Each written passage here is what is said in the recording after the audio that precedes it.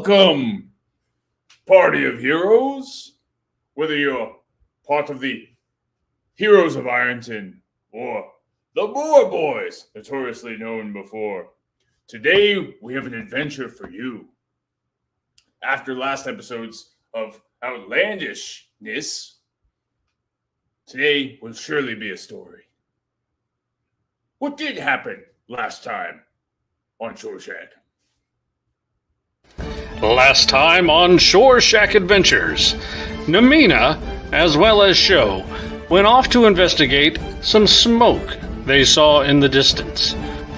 Meanwhile, back at the Rangers camp, Xander, Sparkmaster, and Soomper had a little trouble of their own. After thoroughly searching the place, they heard a coming at a great distance, possibly from above. Xander used his bubble to begin blocking the entrance, but that takes a full minute to cast. What will they do in between? Well, they stood there as something hit outside of the cave. Dust flew into the air as Xander continued to cast until the bubble was complete. Once complete, Soomper and Sparkmaster walked outside the bubble to investigate. What they found was a dwarf in tattered rags, wrapped in chains. A peculiar kind of metal, one that Hawk Shinkdink said resembled some pickaxes that they found in one of the mines. Could this be a ancient type of metal? And if so, where did this come from, and how did this dwarf fall from the sky? Questions to be pondered. After an early start, they began their careful journey to try to find the hole to the heart of the mountain. On one of the portions of their journey, they were coming across large stones that were making the horses have some uneasy travel. Well, upon investigation, they weren't stones at all. They were the crowns of skulls buried in a field, from various sizes, from large to small. Wanting to avoid whatever predator put these here, they decided to skirt the long way around and thus went to the edge of the mountainside, following Namina's footsteps as best they could and following his path. Although they weren't able to take the horses exactly the way he went, they did try to stay as close as they could. Until they came across Greta and Andy's magical morsels. Why was this random home in the middle of the woods? Did the home teleport? I mean, Soomper knew them, but none of us did. In previous times, Soomper's even fought a giant calzone type creature at Gret and Andy's, but what is it doing here? Going to investigate, instead what they found was that it was not their building. It was instead a community of mimics. And this community of mimics tend to give them a lot of problems. However, through perseverance, some great casting, and some great use of a breath weapon, the party of 3 ended up managing to overcome this gaggle of mimics and brought it to its proverbial knees, begging for its own life. The party let the mimic community live on as it was just trying to find its next meal. And taking shelter for the night along a cliff face overhang and setting up the bubble one more time, they managed to stay out of a coming storm, hoping that Sho and Namina will be able to find them. And that's where we'll pick up tonight's episode of Adventures in Shore Shack. My goodness, my memory sure does have some pretty intense music. I hope you all enjoyed that. But now on to this episode. And to be clear, in our downtime, a few of our members who were absent in the last episode have gone through some things. Things that you don't yet know about, but maybe shall uncover themselves on tonight's episode. Namina being one of them. As he traveled to go look for smoke in the next episode, or in the past episode, we don't know entirely what has happened to him. Will he even return? We will find out tonight on this episode of Shore Shack Adventures.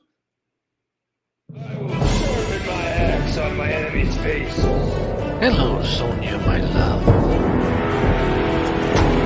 Hey, where's that gold at? What are we doing here, man? Jesus, Jehoshaphat! Where did this fucking hat come from? Come on, little man. Let's go. It feels good to be back. Oh, that'd be so cool. Make surfboards with my bunyip. Shall I play you a tune? I don't even care about the gold anymore. So in the last episode, your party has traveled quite a bit. Hello, show, and welcome to the party. What's up? Your party has traveled quite a bit with Namina absent. He had scouted ahead, and there was some sort of a communication between you before he left as where to meet up. You know that you're going to be traveling forward in general direction of an attempt to look at the cave's entrance. Go ahead and have a discussion where you guys are planning on meeting prior to your departure. And then let's assume that you jump into camp and bed for the night.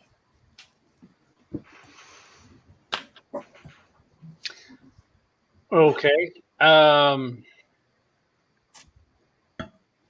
Well, we have our camp set up, so we're going to hit the next morning. We still don't really know what's all around us, but we're not too far from what we think is the mine.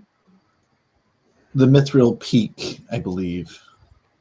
Well, it's at the base of Mithril Peak. I think. Right. Sorry. So right now, More detail on the setting. Let's go ahead and jump after the mimic encounter. Soomper, you have set up camp with Xander. Namina has gone away. Sho seemed to be absent, though, trailing maybe somewhere. We don't know quite yet, but you're setting up camp just between you two, just between Xander, Soomper. Your party's split. Come up with a plan about what your party is doing here, knowing that Sparkmaster is very much asleep and snoring. Right. Well, I mean, Middle of the night, the owls are hooting.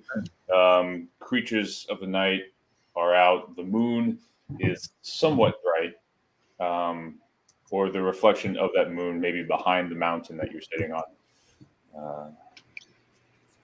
Yeah. well, I think in terms of what we should do, I mean, I know our party's kind of split. We have about half a day till we get to the entrance to the Mithril Cave. I feel that, honestly, I think we keep going, but we don't enter the cave until we, have more members of our party that get together. Like, I wouldn't want to go in just us two. oh no, definitely not. I mean, we need to wait till morning, so we're going to sit here. We're going to rest up. Right. Perhaps we are kind of in the middle between all these mountains and stuff. You have any of those seeds left? I guess now would be a good time to do that, actually. Because I don't want to do it too close to the cave because, maybe this... Right. I mean, I think we're probably a good 4 hours? Yeah. 2 hours from the cave. So Right. And plus we're kind of in the middle of the mountains, and we might need to get back here at some point. Yeah, I think it's a great idea. Good point. And so Sumpa takes out one of his seeds, which I believe this will be his 6th or 7th one. And he was like, all right, Xander, like, I need to find a spot for this. I hope you understand, like, the privacy that's required isn't personal, but it's just helps me zone in. Do you need some music while you work? That actually sounds lovely. And I will pull out the flute and I will play him a little woodland tune while he gallivants through the woods. It's me holding the seed. Then I go around and I kind of find a good spot, like what I think would be aesthetically like the most pretty spot in the wood. And this, in the not like necessarily immediately surrounding area, but I don't walk more than half a minute away or like a minute away. And then I cover it up a little bit. I don't think I have any water. Is there any water nearby? You take a moment to listen, and you find a space in kind of a thick brush. And Super, you poke around into little places, expecting something to be hidden or a little gem. Well, you find this bushel of thorns, and you look through, and there is a spot on the ground that is bare grass with a spotlight shining through. Oh. Must be from a star or the moon or something. You look up, and there's no real evident place for this light to be coming through, but you're not a physicist. You don't know about all that. You just know that this is a beautiful place. That's the spot, I say to my Sumpa says to himself. That's it, baby! Now, you do have some water probably on you in your travels. Whether or not Sumpa remembers that he has water, I'll leave up to you. And you obviously have some other options that you might be able to. It's about to rain, too. Right. Oh, that's true. It's about to rain. I don't think I have. I mean, I have. You are parched. Very thirsty. If you have not been traveling with water up to this point, Super, you are so thirsty. Well, that's why I have tidal wave, but I don't know if that's going to be the best option. You pour water in your hand. Tidal wave! Yeah, just blow the seed somewhere, wherever. Yeah, I guess. Do we have water back at camp? Super goes. You would have a water skin. You can come up with water one way or another. Come up with a story of how you have the water. Don't worry about the inventory. All right. So, like, I kind of I see that perfect spot. I'm like, oh my God, that's the spot. And then I hear like kind of a trickle of water, like coming from somewhere, like I don't know where. And I kind of track it down, and it turns out to be like a little spring coming from like a little rock. And it's just like, oh my gosh, like, what a beautiful spring. And so I bring out my water. I bring out my water skin, fill it up, drink it like halfway or something, whatever is reasonable for this water skin. Maybe not halfway, and then I just fill it right back up again. And then I take it, and then I go back, and then I bury the seed a little bit, add some water around it and on the spot. And I look at the spot, hands on my hips. I'm like that's the ticket, kids. And then I fucking head back to camp. And I say, Xander, your recommendation couldn't have been better. I have completed my task. Everything went well? Everything went swimmingly. Swimmingly? That sounds incredible. I mean, there was water right there. There was a beautiful spot. I'm a happy little Sumpa. Well, to let everybody know where we're at, we can't really yell, or I can't send up the lights. So I'm going to try something. I'm going to see if anybody remembers. And I'm going to pull out the bull elk call.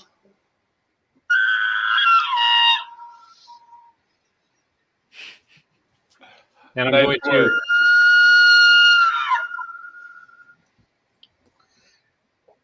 Shochitatu, as you're doing whatever it is you're doing, go ahead and let us know where you've been, and then get us up to a point where you hear that noise. So after we took off from where we were all last time, which I believe was the camp, last time I was with the party, the camp of the guy who was going to execute Hawk. We must have been traveling along, and I was lagging behind a little bit, and I don't know why there'd be an echo, and went to get the lay of the land to relieve myself, get some solitude for a minute in the long travels. And who do I run into but Scandalous Ed, who you might remember was a member of the Mantooth gang, who I had encountered previously in Ironton. And he had tracked me down because he didn't care for my gander one bit. So there was a bit of a showdown, and I blew off his horse's head with a spell. So he hopped onto Lil Joe Mantooth's horse, and they rode over past me in an attempt to swing at me, and only knocked me off of my horse, while simultaneously knocking out Little Joe Mantooth.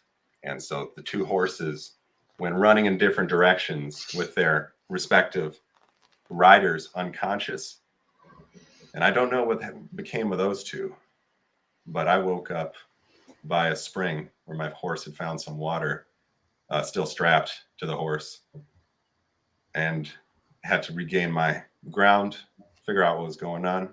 Ended up following your tracks for a little while, and thinking I was coming up pretty close on you, when I hear an elk horn. Or just a male elk. Or perhaps just a male elk, right? Because that's not a signal that we agreed on before. So I hear an elk, which is uplifting after walking over a bunch of skulls. All right, so this is pretty close in front of you, enough to give you pause. You were tracking the party's tracks, and you were getting confident and excited that you had finally caught up to them, telling them of your grand story of a close call, maybe. Who knows what you're going to say, but you got excited, and then suddenly, and you pause. This is just around a corner as the trail kind of goes up from the spring that you found before. How do you move at that point? Explain the discovery of the party if you take that direction.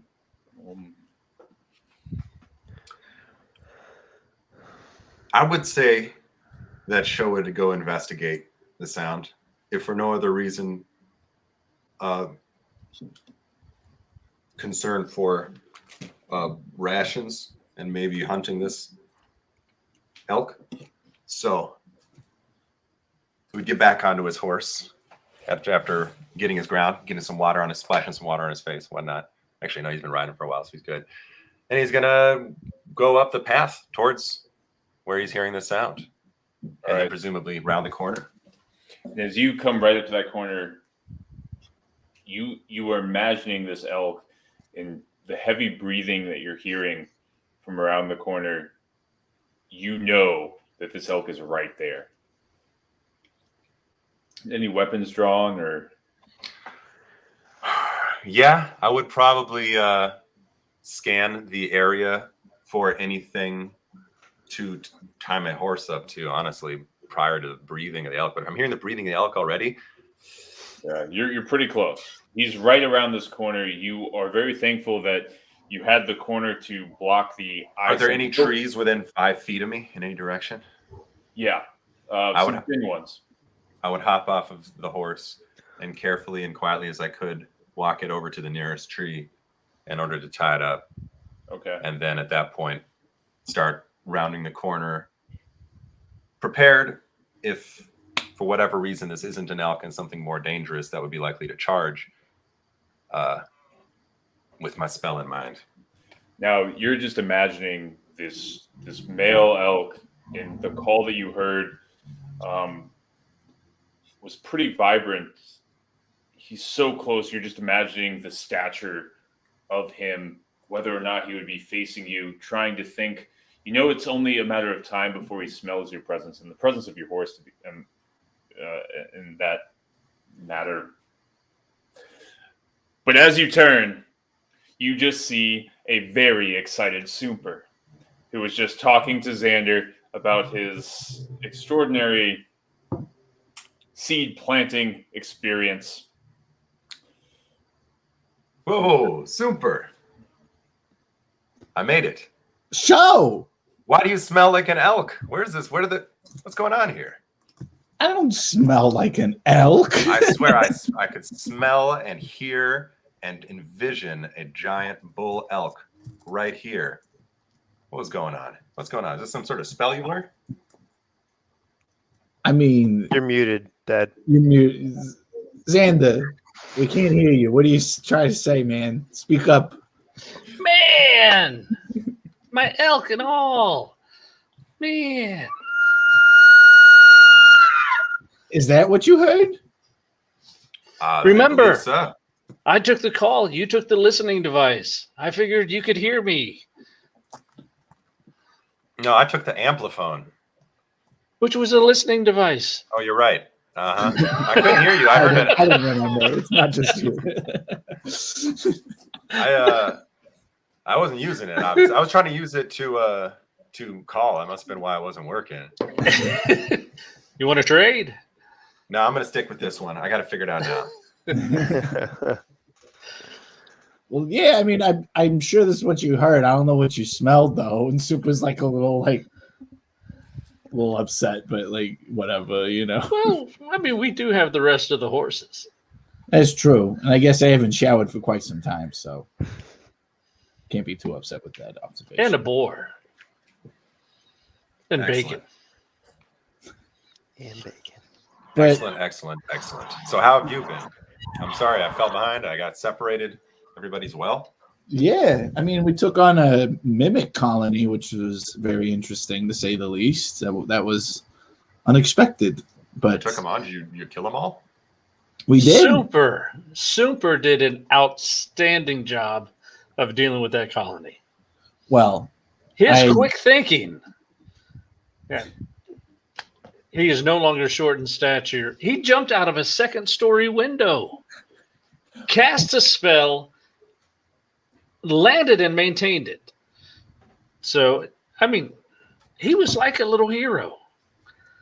well, I mean, thanks, Xander, but I mean, I appreciate you saying that, but it was a team effort all the same. I agree completely. But yeah, other than that, we've just been traveling. A guy fell out of the sky. We can't forget that. We still don't really, That was weird. yeah, we never really got an answer on that. We suspect it has something to do with, I don't know, there was like an earthquake, but we think it was more than it wasn't just like an earthquake, you know what I mean? At least we suspect. We think it's somehow connected. But Did he fall out of the sky and survive? Oh, no. no, You he's saw gone. him and Well, he fell out of the sky. He was dressed in rags and he was chained. ooh, Right. Okay. So terrible time. I'm Was there- thinking maybe, and it was right after a short earthquake.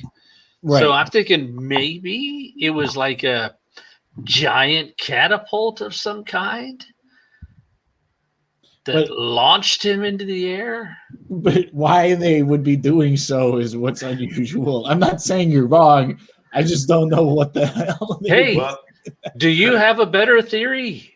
I mean, I feel like maybe it was like some sort of monster. you've seen wyverns around here flying around. Maybe a wyvern dropped its meal. Yeah, but it doesn't explain the earthquake. I mean, maybe it Or was the like, chains? right. He could have I been a don't know. prisoner, which made him easy pickings. Or maybe the wyvern was a form of execution. The earthquake, I can't explain that. I have no Yeah, idea. I don't Sounds know. extremely befuddling. it's something I think- I mean, I'm sorry. Go ahead, Xander. No. I was going to say, I think the earthquake has something to do with the mining. Even the Even old Hawk over here has said he's felt them every day. So I think we're just getting close.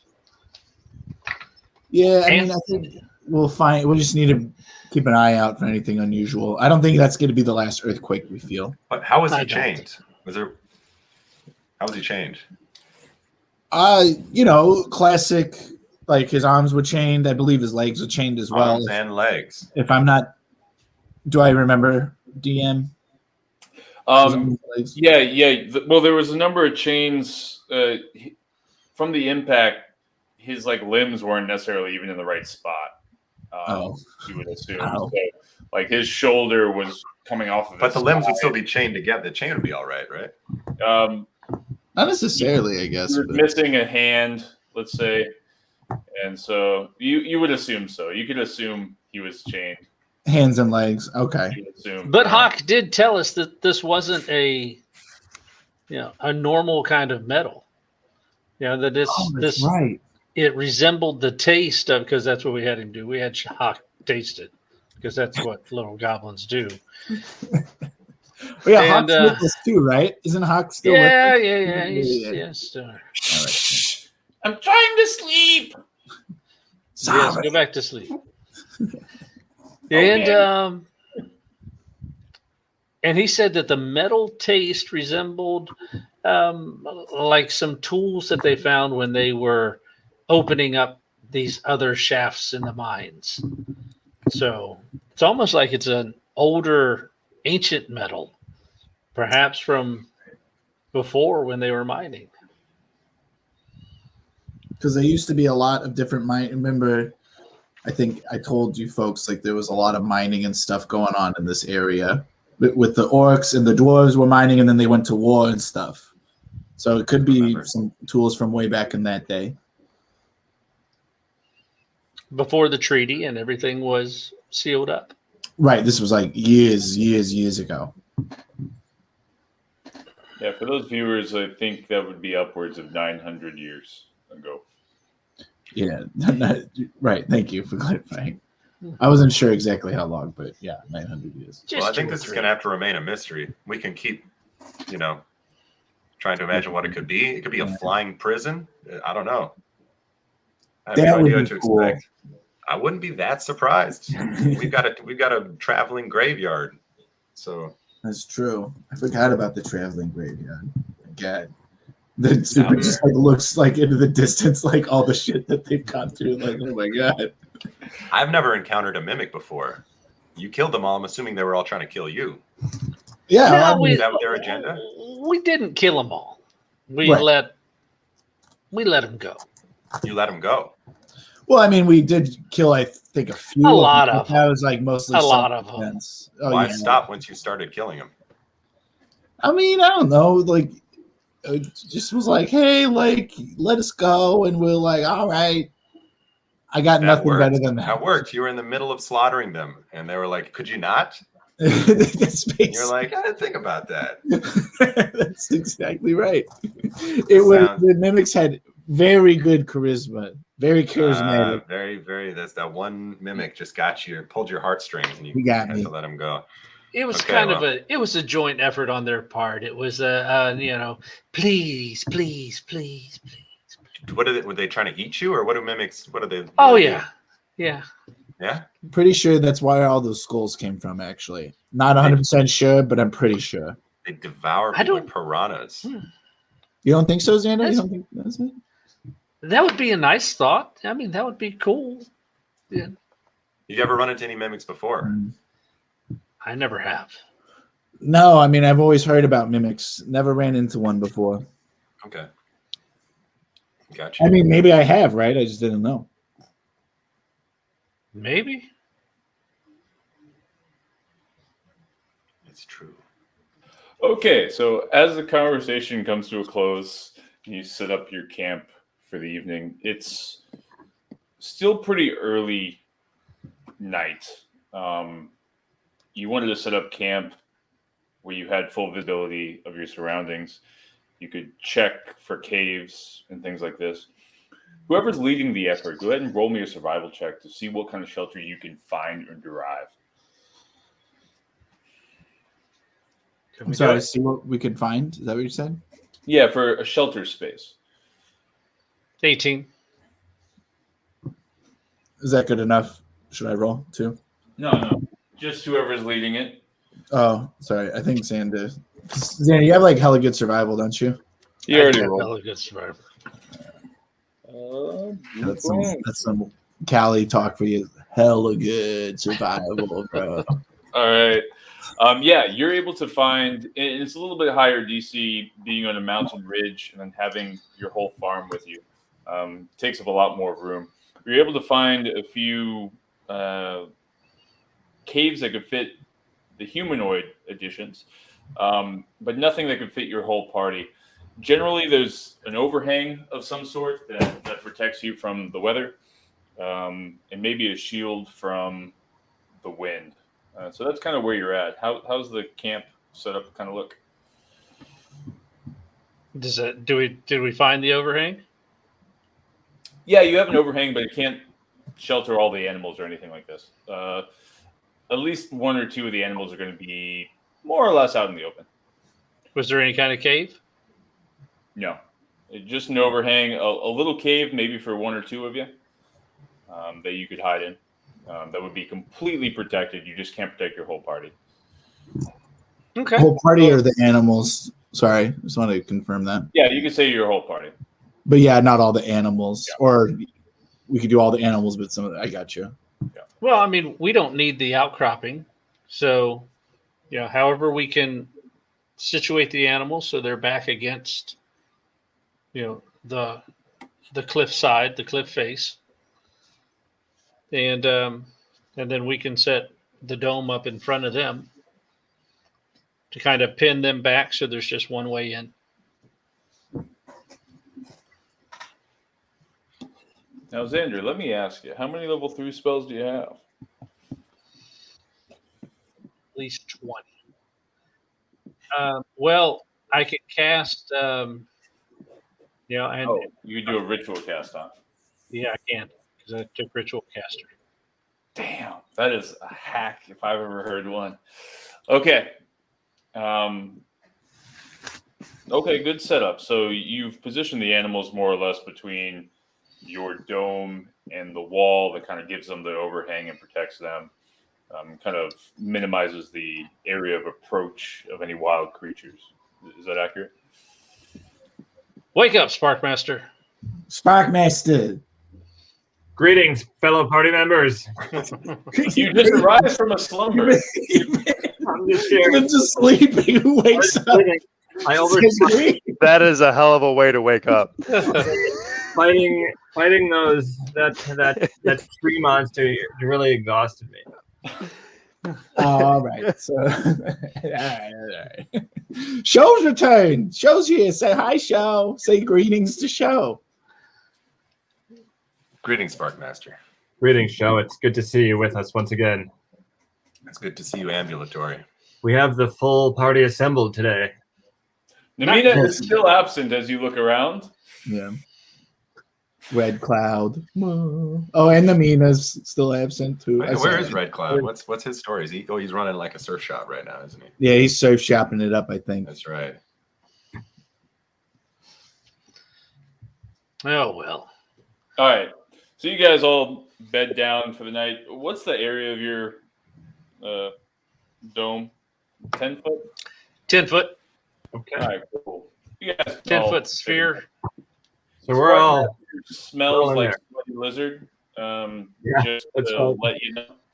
But you all don't. You all smell very ripe, so it's not necessarily too out of the ordinary. Most of you, Fresh air can come in. It's pleasant. most of you go ahead and get some sleep pretty easily and without issue. I need to grab my dice to see what happens to you guys while you sleep. We still have to set up a watch because we have to watch the animals. Well, I'm apparently pretty well rested. You should take first and second and third watch. I'll take the first watch, maybe the second watch. Yeah, I could take.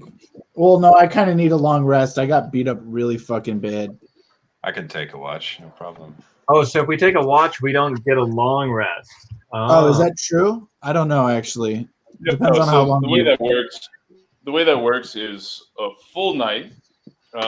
You have enough. Let's divide a full night into 3 portions. Let's say you're a full night, 9 hours of rest total.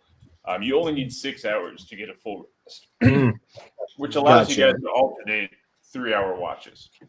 Got it. Okay. Okay. And yeah. yeah. So I'll take the last watch then after I get fully healed. Because I'm like, you look at Soompa and he's like beat up really bad from all them mimics. Not like super bad, but like he's let's say somewhere around like half as good as he can look. How does he look specifically? Like, give me a cinematic image of what your face looks like right now. I mean, there's like a big lump on one, like right here, like a kind of like a lump happening. Nice. And like also like a good solid bruising like on his cheek and like a little like not the eye so much, but it's like creeping up towards the eye, originating from the cheek, kind of. That makes sense. And a little scratch, but like a really cool looking scratch. Like he looks kind of cool because of it. And also from behind in his balding mullet, you can see some mimic teeth that are just still there. Yeah, right, exactly. That answers your question.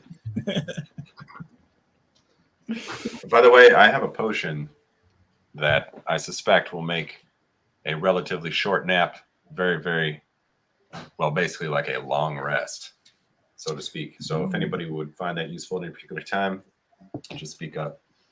Nice. We'll definitely know that for the future. All right, who's taking first watch? I'll take first watch. All right. As you bed down for the evening, Sparkmaster, you stay up thinking about something. What is it you think about? I'm still wrestling with my recent events and my future course of action, but I'm processing also this mimic house and how I might not be able to trust anything I see with my own eyes anymore. It's a tough thing to deliberate. And as the night goes on, besides a few animals scurrying around you and the loud snoring of Super, you're able to finish your 3 hours without any issue. You look out off into the distance, wondering how Namina is, your friend. He ventured once again away from the party to go chase down some smoke that was off in the distance in the direction of Mithril Peak. He did it with a great agility, and judging by the speed of departure, you anticipate you could probably make it there back by morning, but you're wondering what it is he's experiencing. As you grow tired, you feel a little guilty as well, thinking that you're growing tired and you're not even doing anything. He's out there exploring. What a hero. Who do you wake up for the next watch? Who did say they were taking the second watch? I'll take the second watch. All right, I wake up Shell. Shell, buddy, it's your turn. Sorry to wake. Anything? Nope, not a sign of anything, and no sign of the yet either. Good night. Good night. All right. I take a position to standing somewhere, watching the animals. All right. The animals kind of wake up. Maybe you've interrupted their long rest. Who knows? They eventually go back to sleep as you kind of settle down. Anything you're thinking about this evening?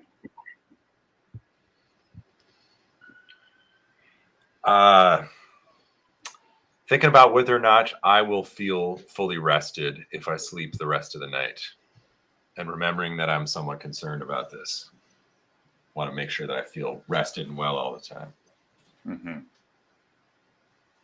And with that in mind, you try not to be too active in your watch. Rodents scurry around, but seem to be a little fearful of the party and the giant animals.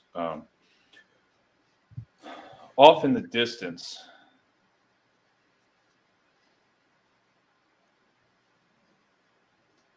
you hear a loud "Ow!"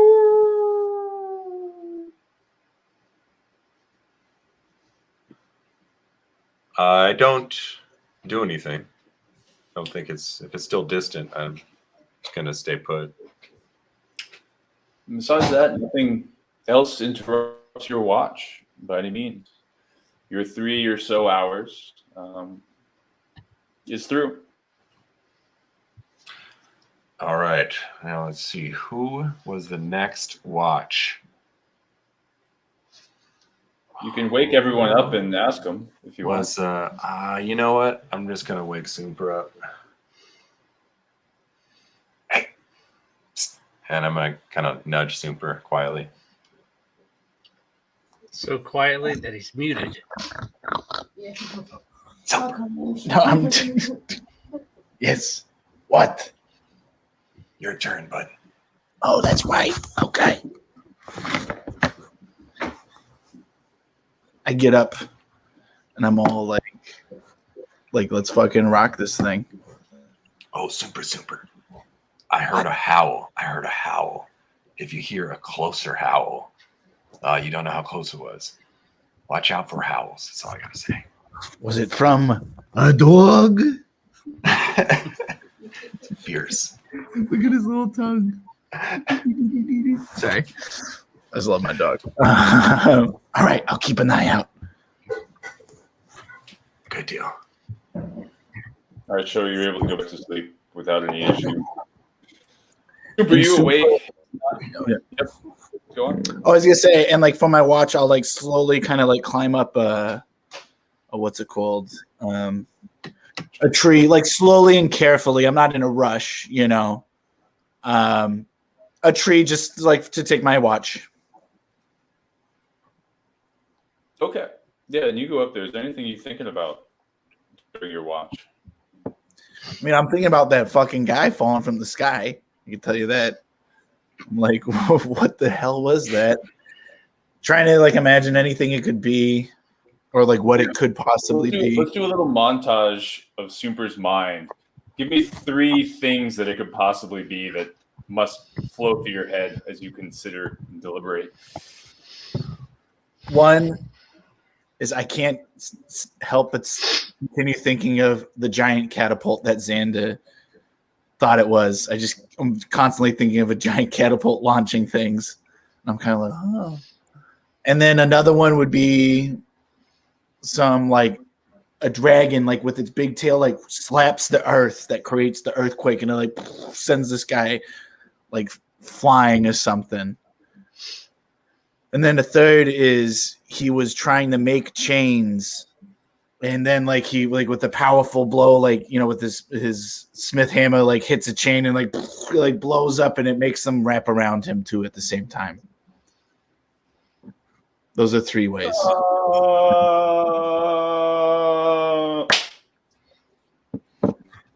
And then just then you hear one of the horses pretty loud and seems to be startled. You know right off that you don't need a nature check or an animal handling check. Something spooked the horse. All right. I climbed down to a lower level of the tree, probably right below the where the main tree line is, so I could kind of see like under, like if it's something closer to the ground that I was unable to see from high up. Yeah, and give me. Yeah, you don't need to roll necessarily for this one. You're looking down, and you notice a bunch of squirrel-like rodents or something just almost coating the ground itself around the horse's feet. The horse is kind of like stepping high, trying to push them away, but there just seems to be so many that it's just really disturbing the horse. And then the next horse begins to also neigh up a bit, There's not so many that it gets to Hog Swallow or the other boar, but it's enough that's disturbing the horses. And to be clear, from where you're sitting, they're about this big. So almost like 4 times the size of a rat. Right. No, it's like I'm fully rested, right? So you are. And you are. Yes, you are. Okay. And I think at least 2 of your party members are as well. So I don't wake up my party, but I quietly go down to the floor level, pick out a magic stone, or I make a magic stone, and then I throw it into the middle of not like where the horses are, but kind of like behind the horses, or like where they like the origin of these rodent-like creatures is coming from. Yeah, and as you kind of crawl down, you notice that they're just pouring out of a hole in the wall. It's like almost like a liquid. There's just a lot of them coming out. You go ahead and cast your stone and instantly kill one. And as soon as he's dead, they all seem to almost overtake him. And you don't see the body at all. You could assume the worst. Oh, shit. I don't even know what the worst is.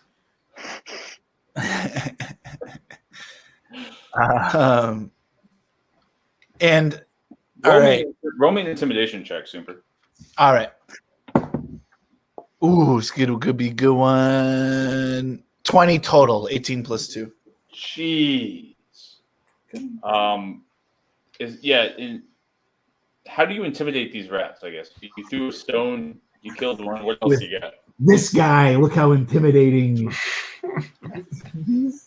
Yeah, you and Hog Swallow. No, I'm just kidding. Sorry, he's just so damn cute right there. I couldn't resist. But you and Hog Swallow go down, and Hog Swallow goes ahead and snarls some up and just starts chomping on them. And then the other rats are like, ah. And I like when he's like he like chomps on like 1 or 2, but then he's just like he runs like head down, like trying to like as much as he can, and like just send them flying, create chaos amongst them. Because also, just to be clear, like they can't, like these rodents can't penetrate the shield, right? Like the party is safe. It's essentially these 2 horses that are not safe, right? So it seems. Okay, fair enough. And I could go in and out of the bubble freely, correct? Mm-hmm. During that, like one of the ones where he's like trampling the rodents and stuff, could we make like a pass into the bubble to see if like they're pouring into it, and then if not, like pass back out to continue the harboring chaos, if you would? Yes, there's no issue at all with that. Yeah. FYI, I might need to take him to the bathroom quickly. Not quite yet, but yeah. We can say your night and your intimidation has worked. They scatter. As you can see, the carcass just absolutely devoured that you originally struck. They just ate their friend immediately. Let's say you've succeeded your watch. The rest of the hours go fine. Those of you, and this is a great opportunity if you want to take them out. Okay, yeah, I will. I'll be right back. Those of you who have not had your full rest yet, the waning of the horses might have disturbed your rest a little bit. Go ahead and roll a DC 8 Constitution save. You got to reach. Otherwise, you'll be slightly disturbed.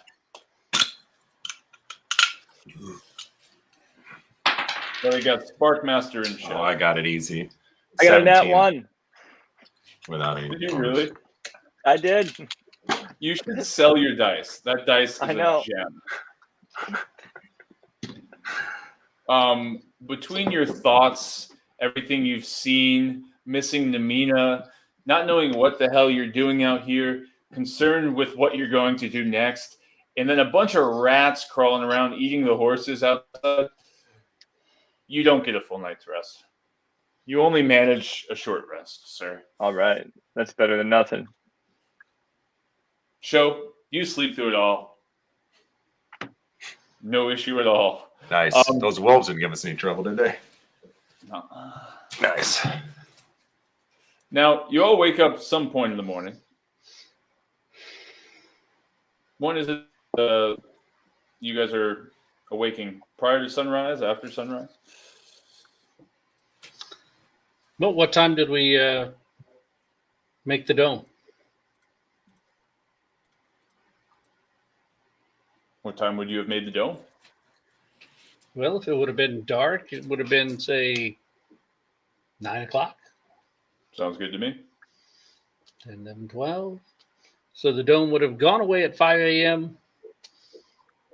So I would have been up for the last hour with Super and making a small fire and preparing a little bit of a meal for the day. Okay. And as you guys are preparing the camp, the sun is like rising on the opposite side of the mountains that you are currently on. So it's going to remain dark for some time. You can perceive that being there and alive. Namita isn't there, never found you guys. You haven't done much to attract Namina's attention by any means. It's probably a concern at least. Anything? Well, I thought he would have come and found us by now. This is concerning.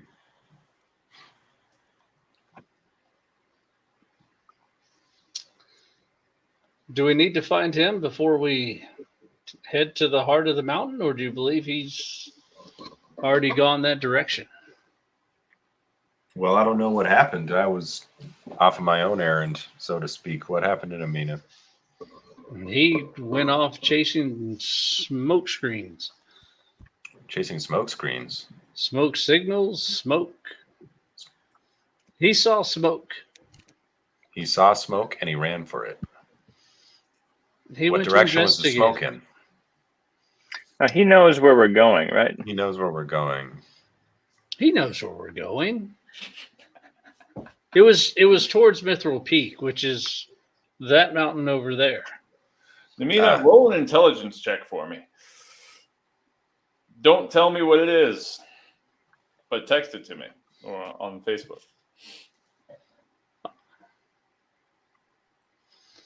So I believe he saw smoke on Mithril Peak, and we're going towards the base. We did follow his tracks some yesterday, so he ran up ahead. He very well could be ahead of us. Yeah, he ran Or up at ahead, least- but instead of, and you would know this ahead, but instead of traveling the path, just scaled down the mountain, knowing the dexterity and know that would let him scout the smoke out without having to take the long path that you have to take with your horse. Got you.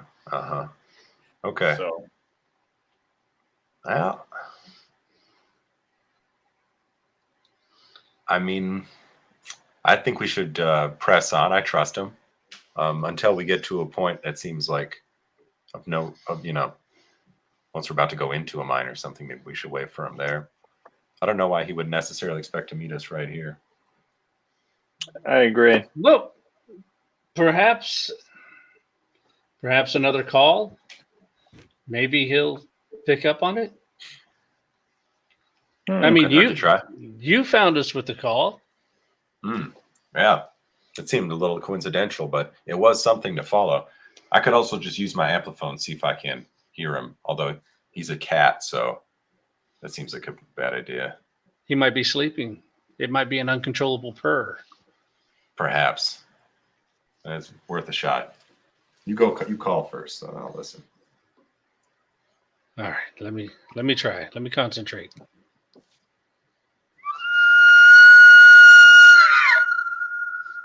And I want to put the ampliphone up to my ear.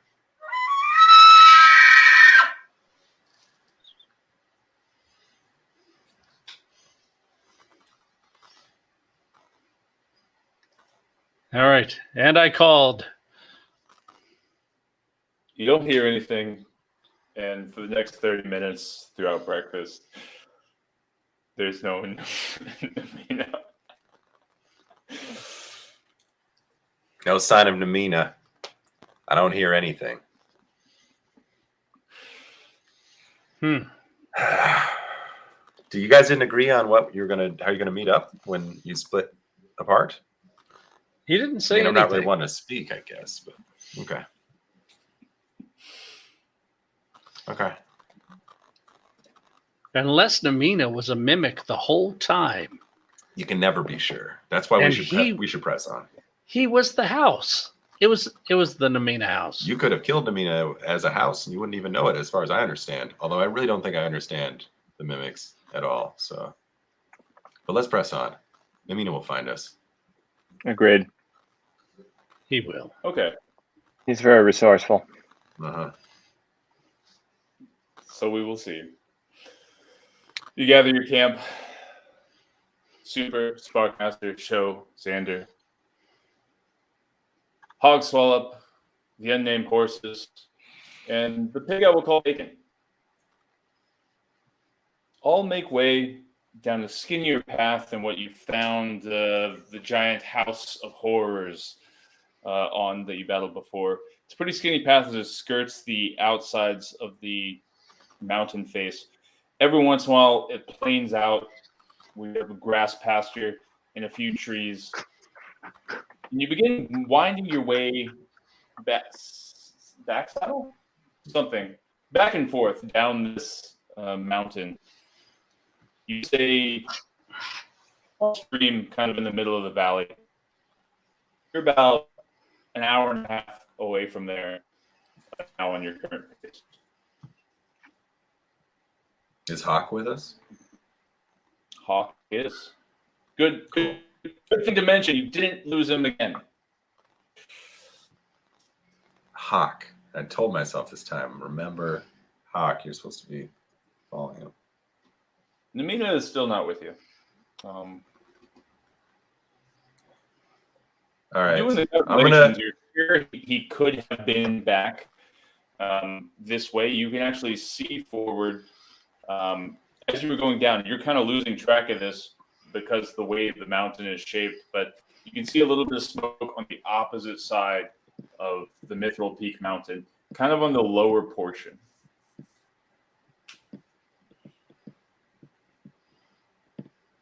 So more towards the base of the mountain? More towards the base and the peak. The peak is very high and is covered with, you actually can't see the peak right now because it's covered in clouds. There is some lightning off in the distance and you can feel humidity kind of rising. Though the air is, and Xander, you would understand this, the air is very turbulent in the mountains and can push storms toward or away very, very quick. So. How far away is the smoke? It's on the other side of the mountain, so you don't have direct view of it, but you can see it drifting across in probably about, on your pace, 4 or 5 hours travel. Dang. Okay. So a lot further than what we think we're going.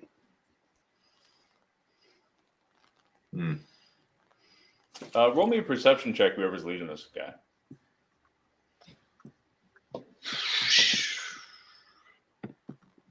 DC 20. Joe, what do you think? You, me? I think you're leading this one. Right. That's a negative. That's an 8. You don't know what you don't see.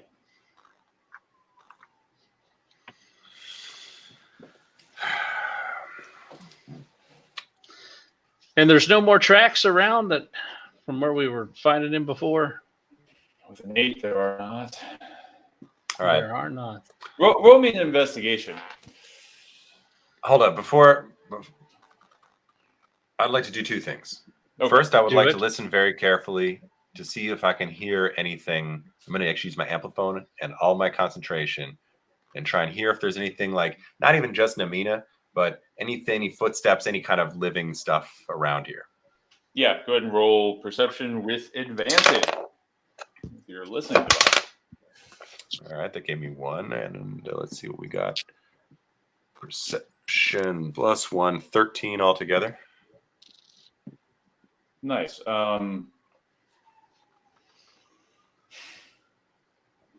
You definitely hear an elk in the distance. Elk. I don't trust myself hearing elks, do I? Yeah, a very loud elk. Not All right. somewhere in the valley. All right. Below you. Well, But thing nothing useful to the situation.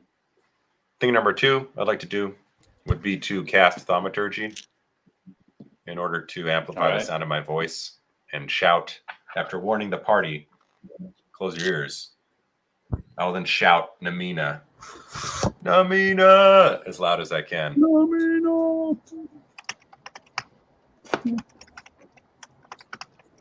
You hear it echo throughout the caverns, almost echoing back from the other side of the mountain, going back and forth. Namina, just then, comes right in front of you, out the clearing. Thought so. Hello. There you are. Fancy seeing you guys here. Namina, it's good to see you. It's great to see you guys too. Where have you been? So you know how I told you that I was going to investigate that smoke trail, right? Yeah. That's what you said. Oh boy, do I have some information. I don't know what all it is, but it's pretty freaking wicked. So, I found some highway bandits, stole a goblin helmet, and I give the helmet to Hawksting thing and say, "This might be yours. I don't know. It just looks cool. Thought you'd like it." Oh! Starts shaking his head. He's like, Sturgy! Dang. Cool. Was it Scandalous Ed? I have no idea. I just saw that they're bandits, avoided them, stole a helmet, and left. Okay. I didn't stay long enough to talk. Were they sharing a horse? I don't think so. Okay. They just look like highway bandits. But I found these dog-like creatures and a bunch of goblins doing work in a hole in the mountain. They were pulling logs, stone, and a whole bunch of other things. I stayed there for a long time, monitoring their shifts, see how they worked and functioned. They had scouting parties. They had roughly 12 goblins at one time at the spot, at the opening of the cave or the mouth. I'm guessing it's a mine, my guess. And they also had these scouting parties. They were riding these canine creatures, and they were pretty. It's pretty interesting. There were also these 2 larger slave creatures. I couldn't tell you what they were, but there were these scouting parties that would come in from now and again. They seem to be trading off shifts pretty. They come in. Those larger creatures were about 12 feet ish tall. I'm not entirely sure, but that's what I saw. It seems pretty interesting. It's something I would want to do with you guys, and I'm glad that I found you because I was wandering these woods aimlessly for hours. Were the slave creatures humanoid? They seemed to be, at least to my knowledge, they looked pretty humanoid. So you Again, recognize the interesting. goblins. They were goblins. And then you said they were a dog-like creature. Yes. That they were riding. They were riding some dog-like creatures. I wanted to look back at my memory.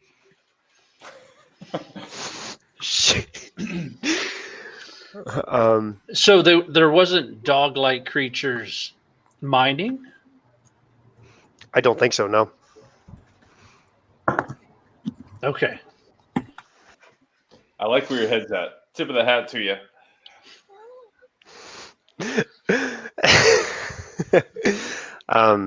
But yeah, there were 3 canine creatures mounted, and then goblins were going in and out of this mouth of the cave. It was pretty intense. It seemed that there was 12 goblins at max that I saw at one point. I kind of gave a mental note of the shift changes and how often they swap shifts and how often scouting parties came in, although they came pretty sporadically throughout the time that I was there. I scouted it for probably close to 3 hours, I think. I'm going to turn around and ask Hawk. Hawk, what kind of creature do the goblins ride? Oh, we call them Okay. Yes. Yes. I think I heard that once or twice. Yeah, some of them are pretty cool. Some of them are assholes. They're always hungry, though. You don't want to be wounded in riding them because, well, if there's nothing else at task, they might just eat you. But they're also very obedient, and they understand us. Until they try to eat you. They're very obedient. They understand us. They don't understand us, you know? I do. Unfortunately, I do. So Do you ever eat them, Hawk? I have never done that. No. They The, belong to the boss, and that would be instant death penalty. So there are limits to your appetite. Who's the boss? How'd they kill Yeah, you? I was actually about to ask. There was one bigger guy that I saw that kind of interestingly snuck up on me. He was behind me, and I heard him. I instantly scoured and hid away. But there was a bigger guy. I'm trying to, rack my brain about that too. So, and I want to know if you know anything about him. Yeah, how shaking? Does this sound like who's the boss? Does He sound wielded a crossbow in one arm, and it would lean. Okay, yeah, he had a crossbow, and he had 2 other friends with him. So Was he a goblin as well? he was. Boss goblin. Boss Goblin. That's who we should impersonate. We got to get to him first and learn his mannerisms, and then capture him. meta here? Boss Goblin would be a dope name for a rock band. Oh, I Yeah. was thinking the same Boss thing. I was Goblin, thinking the dude. I same would thing. Totally go to a Boss Goblin show. And then But, there's that side band that's Boss Hobgoblin. Yeah. Yeah, that's the cover band. That's like Yeah, that's Vader the cover after he band, gets right? gold. Yeah. Boss Yeah. Goblin. Boss Goblin. All right. But- So I feel like I've gotten some pretty useful information, especially about the creatures that we're going to be dealing with. And I feel like Hawk Shinkdink might be able to give us a little bit more information if he knows the boss goblin. You look over at Hawk Shinkdink, and he is just twiddling his thumbs, looking at other direction very intentionally. Hawk Shinkdink.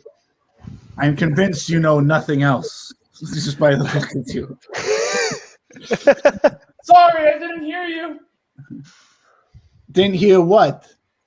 Huh? All right. I thought maybe I So- did that one. So, Mr. Hawk, I have a question for you. Hawks, I'm thinking about something very important to my future, and I'm just lost in thought now. You think, Hawk? What? I'm pretending. I mean, yes, I do. No, wait a second. This Okay, doesn't add buddy. up. All right, buddy. We need some information. Hawk, tell us about the boss. I don't know what you're talking about. What? I place my paw on his shoulder, and I get to about his height, eye level of his height. Mhm. I kneel down and I look at him and say, "Hey, Hawk, I kind of need to know We need to know who's your boss. Who's the boss goblin?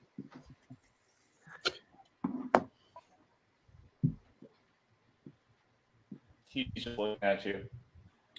I want to go up and join Namina on his level, looking at him and say, Hawk, we're friends, remember? Wouldn't friends help friends out? Give me a persuasion check. Are you sure I wasn't performing? Pretty sure. Okay. That'd be 11 plus 3, 14. Would I be helping him with that? Kind of maybe giving him advantage? No advantage. You are correct. Cool. Hey. And if that doesn't work, I'll come up too. Now it is a 16. He rolled an 18. 16. No. Oh, he rolled an 18. All right. So then Soompa like kind of crawls up and then like is standing on their two shoulders, and he puts both hands on top of Hawk Shink-Dink's head, and he says, we're friends, remember? Like you're here with us and we're here with you. Like help us. Go ahead and persuasion check, good Soompi. Yeah, do it electronically real quick. Oh, not the best. Yeah, 9 total. Nope. He just looks at the ground and then and now I'm going to walk over and just kind of, guys, leave him alone. He said he didn't want to help. I mean, I kind of already know it. I'm going to put my hand on his shoulder and kind of lead him away a little bit. It's like, Hawk, I can't put you in charge as long as this other guy is there. Oh, yes. It's a lot to think about, Sander. Thanks for pulling the dogs off. You really should be running this show, right? I mean, you've got the helmet. I do. You can run this. This is Balgarak's helmet, by the way. Balgarax. Yeah. He was a little shit. Always picked on me when I was a kid. But I have his helmet now. Ah. That's right. You are the baddest mofo in the area. You should run all these guys. They should be listening to you. But that's a lot of responsibility, don't you think, Sander? Not for the guy in charge. The guy in charge has one guy in charge underneath him. He's only in charge of one guy. That guy's in charge of everybody else. So you just want to be the head guy and then have one guy beneath you. You're only in charge of one guy. I see. You're called out. Would you like to be the one guy underneath? I'm trying. I want you to be that guy above me. Wow. Well, that's very kind of you, Xander. Doing all of the responsibilities for me, and I can just take all of the credit. It's because we're buddies. Sounds like something I could do. We've been through a lot together. We have. You guys have saved my hand several times. Huh. Roll me a persuasion check with advantage. Oh. That's a 15 and a 20. You're so lucky.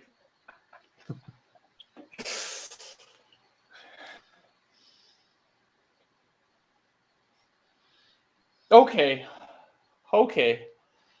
All I can say is Bladball's a real slave driver. and I Blad, don't like him at all. And all he's in charge of is the things in the front of the cavern, and I can't ever get past Bladball's quarters because they're off limits. And there are a few other people, but they have a different entrance in which they go in there, and it's much where the higher ups are. And I've never met them. I've seen them maybe from afar. I've definitely smelled them. I could identify them by smell, but no names. And conversations happen past Bladball's quarters where all the meetings take place. And I don't know who the high ups are or where they necessarily come from, but that's also where the metals found is further into the cavern. I haven't been very far, but boy, if I was in charge, I could probably go further in the cavern, don't you think? I think you could. If you were in charge, you'd run the whole cavern. Whoa, I didn't think about that. So right inside the cave is Bladball's quarters. No, a little further in, past where most of the workers sleep. Okay. Or at least the surface workers.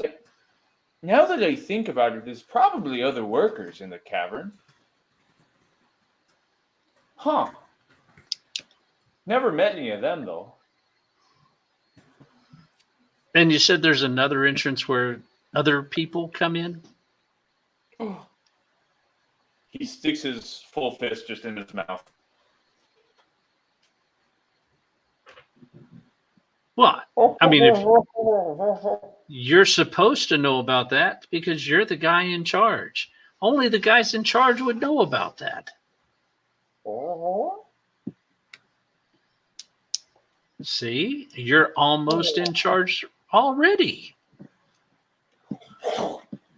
Oh, I do feel more confident that I hang out with you, Xander. That's because I'm telling you everything that I already see in you. Wow. Well, okay. So there is another entrance. I used to take it to sneak out and get extra food outside the allotment, in which all of the other workers, all of the other not leaders, are allowed. But I'm a leader, so I went out and got some for me too. And I could show you what that is. It's a tight squeeze, though. But it's just above in the woods, above the main cave entrance. And the lizard guy be a tough hit for him, though. He is pretty big. He's stout. Is that what they call him? We used to call him Sparkmaster Stout. Yes, everybody calls him that. You should always refer to him as that. Hi, Stout! Yes, okay. All right. So let's relay everything back to everybody else and let them know that you're going to be the guy in charge once Bladballs is on vacation. Let me tell him. And he pushes you out of the way. And the rest of you guys are kind of, not making any eye contact with them as they talk, but you're trying to listen and you're getting pieces of it. Then suddenly you see Hawk push Xander away, start walking up like this, and he says, "Down with Bladball, and I will be your leader. Munchkins, come to me. I would like to guide you to our kingdom." Lead on. Down with Bladball. Yeah, down with him. Get down on the balls. Charge! And he just goes running down the path. All right. All right, you guys do know that Hawk's not going to get through this, right? You probably not know. Oh, okay. I mean, yeah, that was not anticipated. I'm surprised that he just ran off like that, to be honest. Sometimes we have to make sacrifices.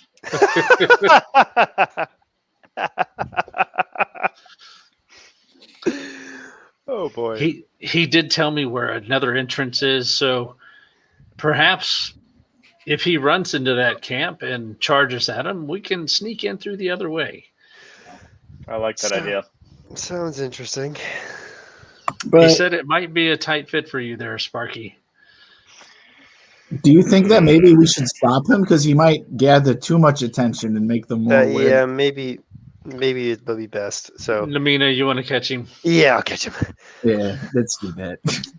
All right, I mean, it's not hard. He doesn't have long legs. You run forward. And I mean, you guys are still 5 hours away from this thing. There was no way. That's true. He's sprinting. Yeah. He starts sprinting right away. That's hilarious. I love that. As you guys make your way down, Namina, you do reach a point where it becomes familiar to you, where these other individuals were on the highway. Mm-hmm. You're approaching that aspect, and the road goes right through these tall trees and a few different structures that were made in disguise along the route. So we find a road? A path road, yes. Like Not a wagon a kind of one. path road? A wagon can go through, and Is it Like a going east, mining west, or trail north, road south? kind of a thing. Like it's not built up or anything. It's more kind of just beaten down. That's kind of what I was thinking. It was kind of like a beat That's down. in my mind what it seems like. exactly. And as far as wagon tracks, there are none, but there are single wheel tracks. Probably my guess is to be what do they call wheelbarrow? It's my guess. Mm-hmm. All right, so let's not so much walk on the path, but maybe Probably off the to best. the, Probably the maybe best off idea. to the Yeah. side. I travel in the trees most of the time, so I don't really stay on the path. I follow it, but don't stay on it. But So getting your horses and things around would probably, if you wanted to get far away, would probably add 3 hours to your trip, maybe 2.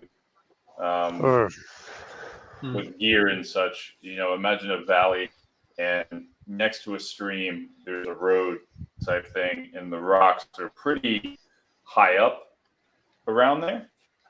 You could, since it's still somewhat early in the day, the sun hasn't risen above the mountain that you descended upon. You could use that to more stealthily get around, but it would probably still add 3 hours to your trip to make a far clear run. Since the closer you get to the thing, the lower the DC. The closer you get, the higher the DC will get spotted if there were people there, but you can't see any people so from where you're at. we're going down the same path that I had already taken. Yeah, you intersected the path kind of along this way and found the people. Like you intersected them in a way where they weren't expecting travelers, and that's kind of what gave you the heads up on them. Mm-hmm. And then I guess I found that road, and then I continued on that road. Okay, cool. So I would know roughly about how long it would take before we'd get to that cavern area. Yes. Okay. So do you think we could? I've asked this to the party. Let's travel on this road for probably close to 3.5 hours ish. When I was on this road, I didn't really find anything aside from that one party that came from behind and the bandit party that was off on the side of the road. The bandits didn't look too strong. They just looked rugged and tired. But the goblins, they're strong in numbers. I only found 3, but they were also riding those gigantic canines. So I think that the best course of action would be to probably travel 3.5 hours on this road, and then try to veer off and try to find a different entrance or different way towards the caverns, so that we could probably get a better vantage point from there. If you guys think that's a good idea. Well, let me ask you all this.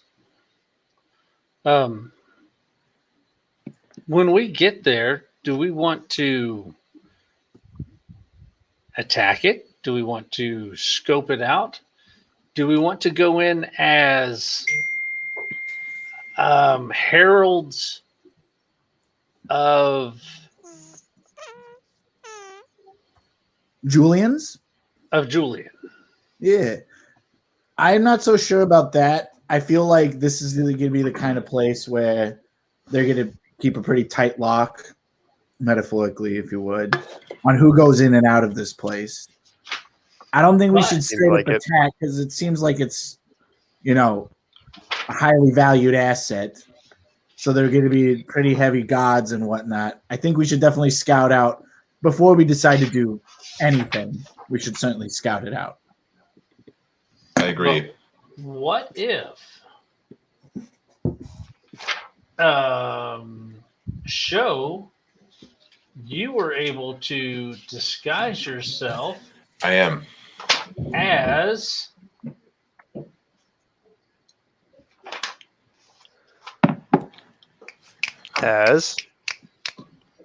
Solomon. I could. This is true. I highly doubt they have learned of Solomon's death. Way out here, it's only been 3 weeks or so. And even then, his death isn't really well known. They accepted Julian's daughter. Did kind of tell her.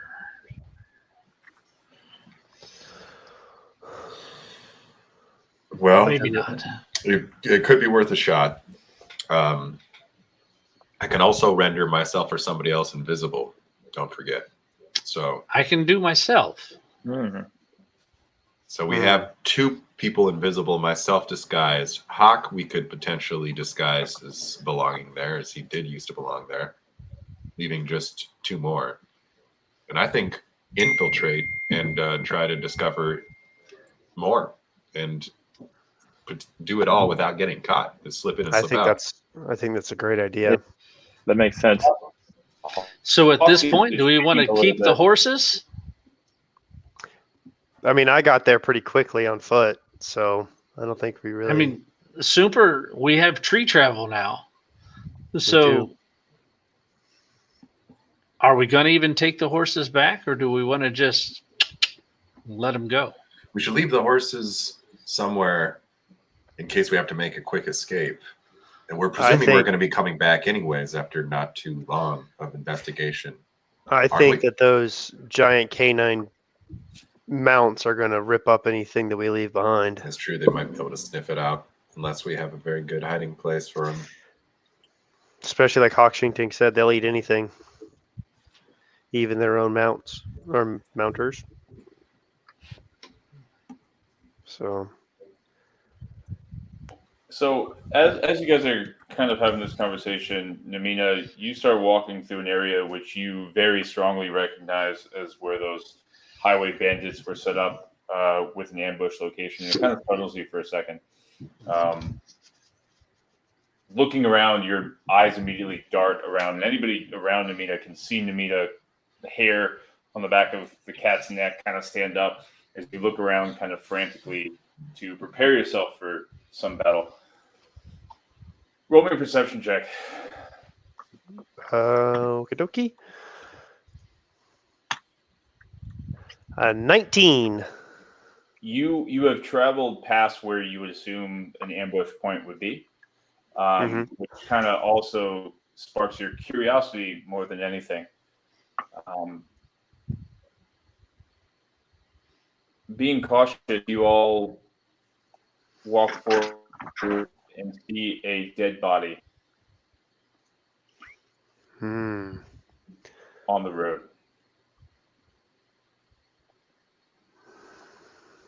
Or a sleeping body. Hey, who knows?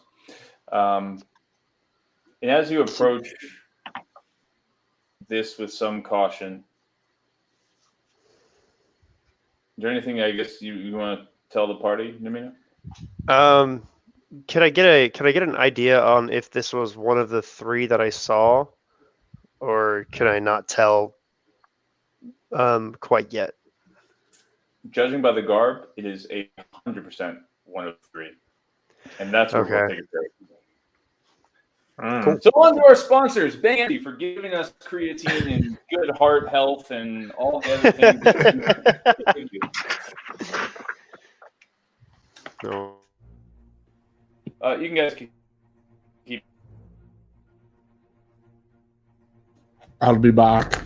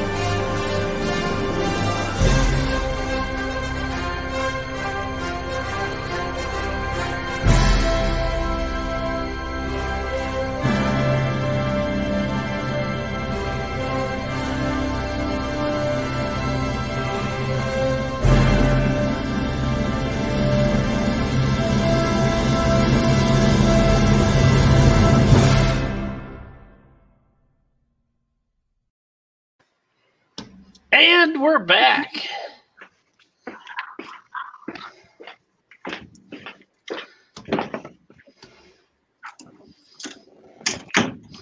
And it's just me and a Sparkmaster approaches. Shut up, bed. Greetings, Xander. And an invisible cat. Visible cat.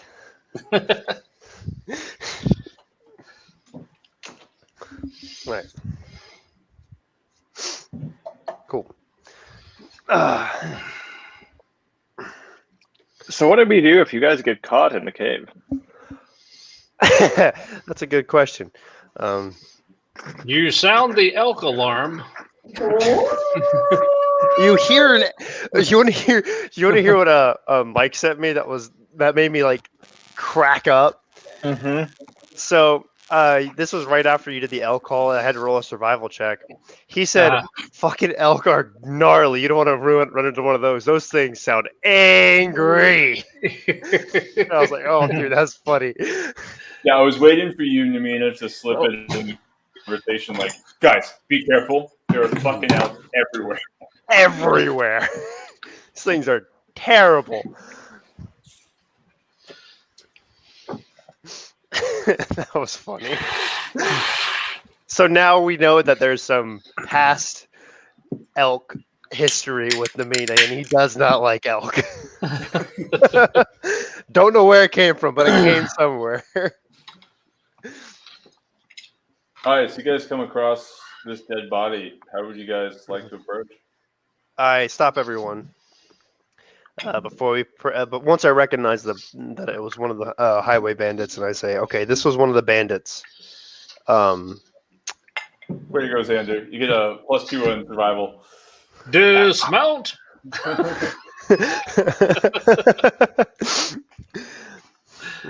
Super's over there doing the whole coconuts.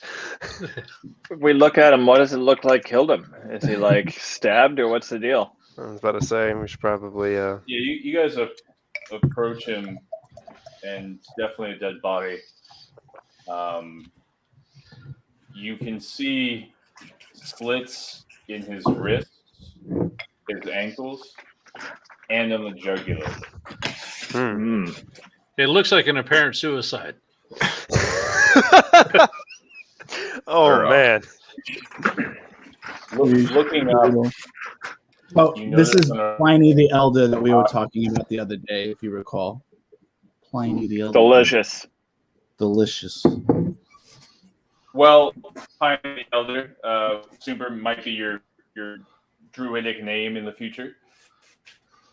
I'd be down with that. Yeah, you get inspiration from this episode. Well done, sir. Yeah. As you guys are staring at this body,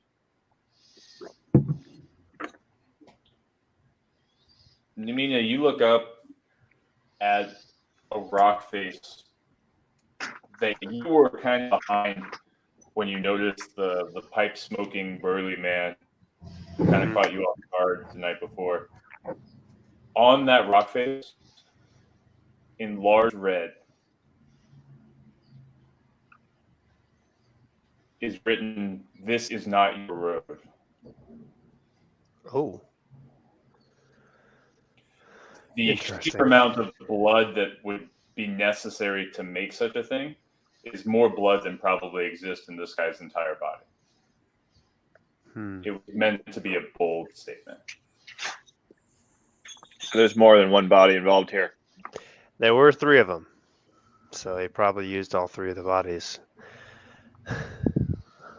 Do they have any other valuables that I didn't already know about on them? They all have crossbows, or one of them has a crossbow. You can see it's kind of put off to the side next to where he was camping. Going and seeing his goods, all of the goods are still there. You can gather, say, 10 silver pieces, kind of looting that.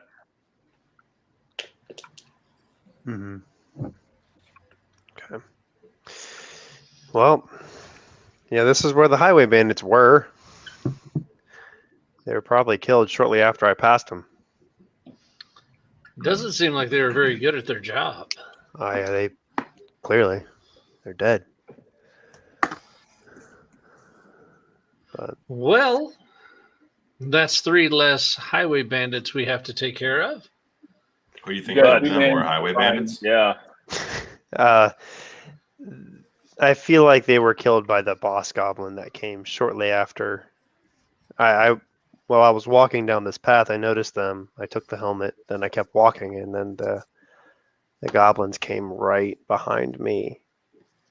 Let's see. I managed to hide before they saw and noticed me, thankfully. And You said there was 3 of them?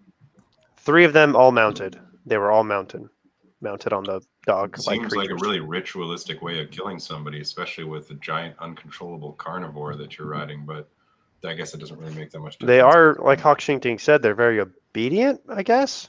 Or was that They what? understand them. Might be it. I would keep They my eyes peeled for understand. something They else just just don't in case. understand. Right. Yeah. But they're probably going to listen to a boss goblin. Probably. Yeah. So do you think those 3 goblins could have taken out these highway bandits? Or maybe there were more? I mean, goblins like they seem unassuming until they're fucking not. So possibly. They probably also got them while they weren't really paying attention. I'm assuming goblins are more nocturnal than right, and they also probably used the shadows to their advantage and killed the guy that was awake and then slit the other two while they were sleeping. Right. That being You're said, sure they were all goblins? I would Yeah. assume there's more. There was three of them. All of them were mounted. Do goblins know how to spell? These must be intelligent goblins. That's How true. can you spell? I don't know magic. I'm gonna guess this maybe wasn't goblins if they're spelling in their blood. Interesting. That's true. Same. It I doesn't think it's seem like something that. weirder.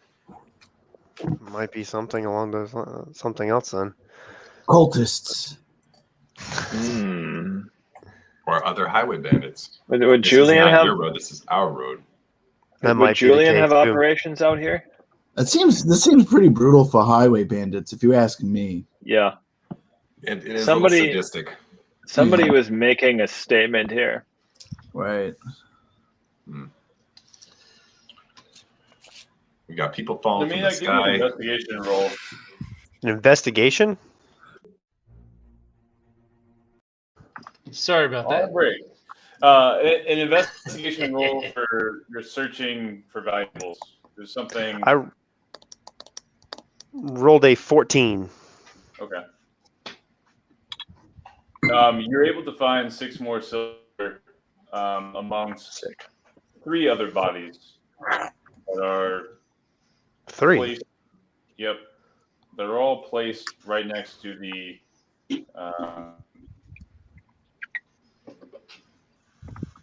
Next to the rock? Yeah, right next to the rock with the writing on it. Yeah, and then you also recall that there were 4. There were 3 sleeping ones, and then the one that almost caught you. Oh. Okay. Well then, yeah. I recall that there was 4. My bad. Just to keep the story straight. Sorry. Cool. Interesting.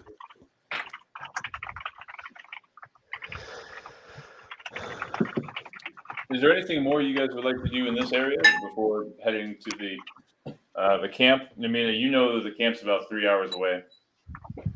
I'd like to just take note of like one distinctive feature on this dead body, like the coat he's wearing, anything like that. Yeah. The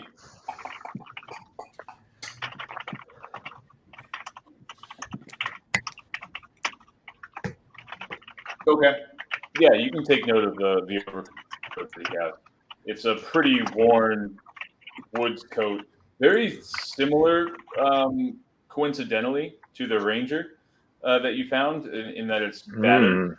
But this was, at one point, a very nice coat. But also a well-constructed, very nice coat. Okay. Did we check like through their pockets or anything at this point? I want to see if like maybe there's we did already. Sorry, I missed that. Oh yeah, you can find a number of different trinkets around this place.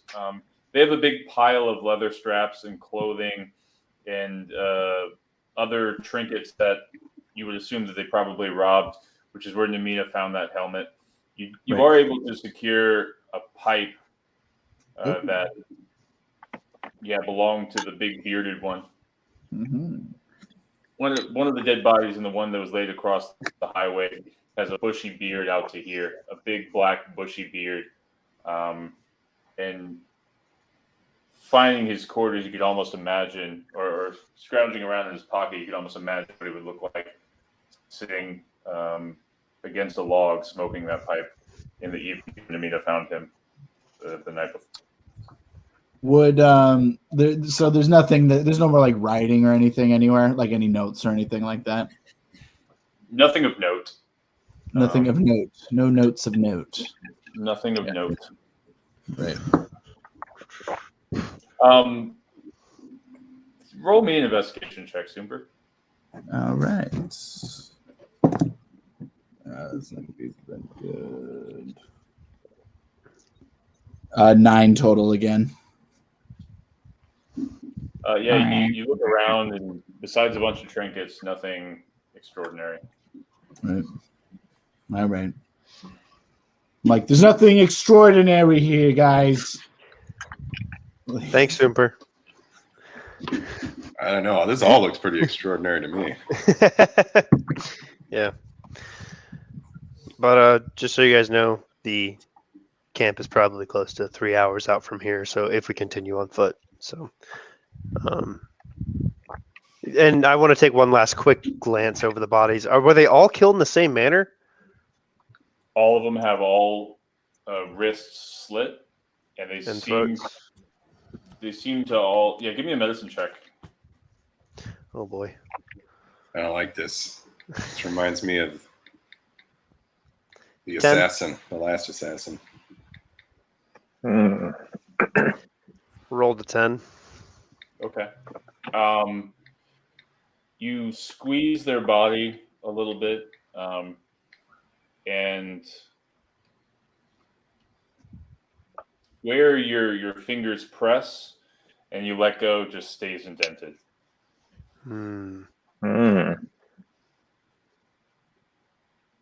That's all you notice. What that means, who knows? Whoa! Wait a minute.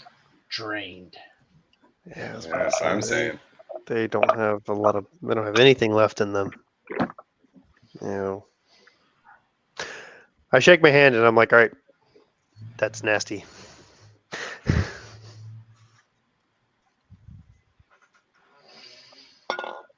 Well, watch out. Yeah, this is definitely something that we need to keep an eye out for. Look out for something that looks like it could drain all the blood out of your body.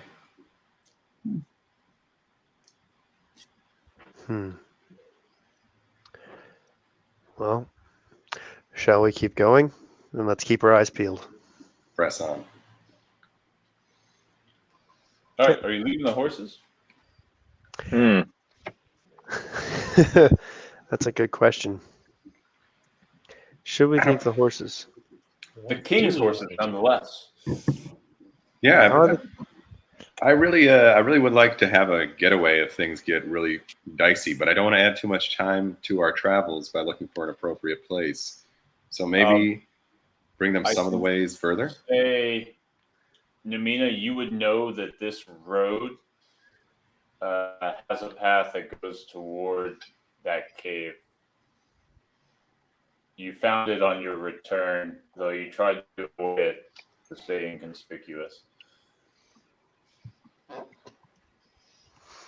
So don't let that deter you. Don't let the traversing around deter you. There's plenty of other things to probably deter you, but don't let that be one of them.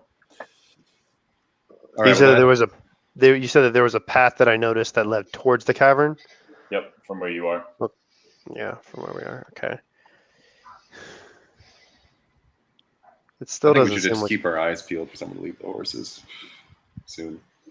Well, we could always just undo them and let them go. That's true. We could just let them go. You hear some lip smacking. You look over, and Hawk has the most devilish smile on his face, licking his lips. Hawk, what are you eating? No, he wants to eat the horses. We don't eat horses, Hawk. Hawk, after this whole mission is completed, then You can eat a horse. We can have a horse. We can have all the horses. Really? Really, you will be in charge after all. I mean, yeah, I can't tell you can't have them. Oh, yes. I will ask for 1,000 horses, and you, party of heroes, under me, can spend all of your time finding more horses. Doesn't that sound like fun? You're a generous leader. You are very, very wise. I am. So back to the mission. So I think we should just have a vote. I feel like I'm being the most protective of the horses right now. I honestly don't. I think that they're going to be a problem approaching the cavern because if we keep them, they're going to make noise. Those dogs definitely have good hearing, my guess. If I were to be, on the safe side, I'd rather assume that they have amazing hearing than not, and then get our butts chewed out literally. And their smell. They will And smell they a horse smell. because they like them more than I do. Thank you, Hawk. That's very important. Unless you can spell words that disguise their smell. I can't spell any such words, I don't think. Me neither. I am out of words. Well,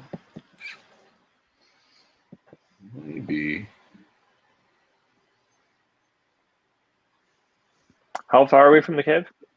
About 3-hour walk, about 3 hours on foot. So if we went 3 hours, we'd get there early afternoon. Mm-hmm. Yeah. We could take the horses a little further and then let them go. Let them go or tie them up. I mean, if we're walking them at this point, then why take them any further? It's just putting them closer to danger. Maybe they'll find their way back. You could also ride them at this point too. I mean, if you wanted to, the terrain would allow you to ride them.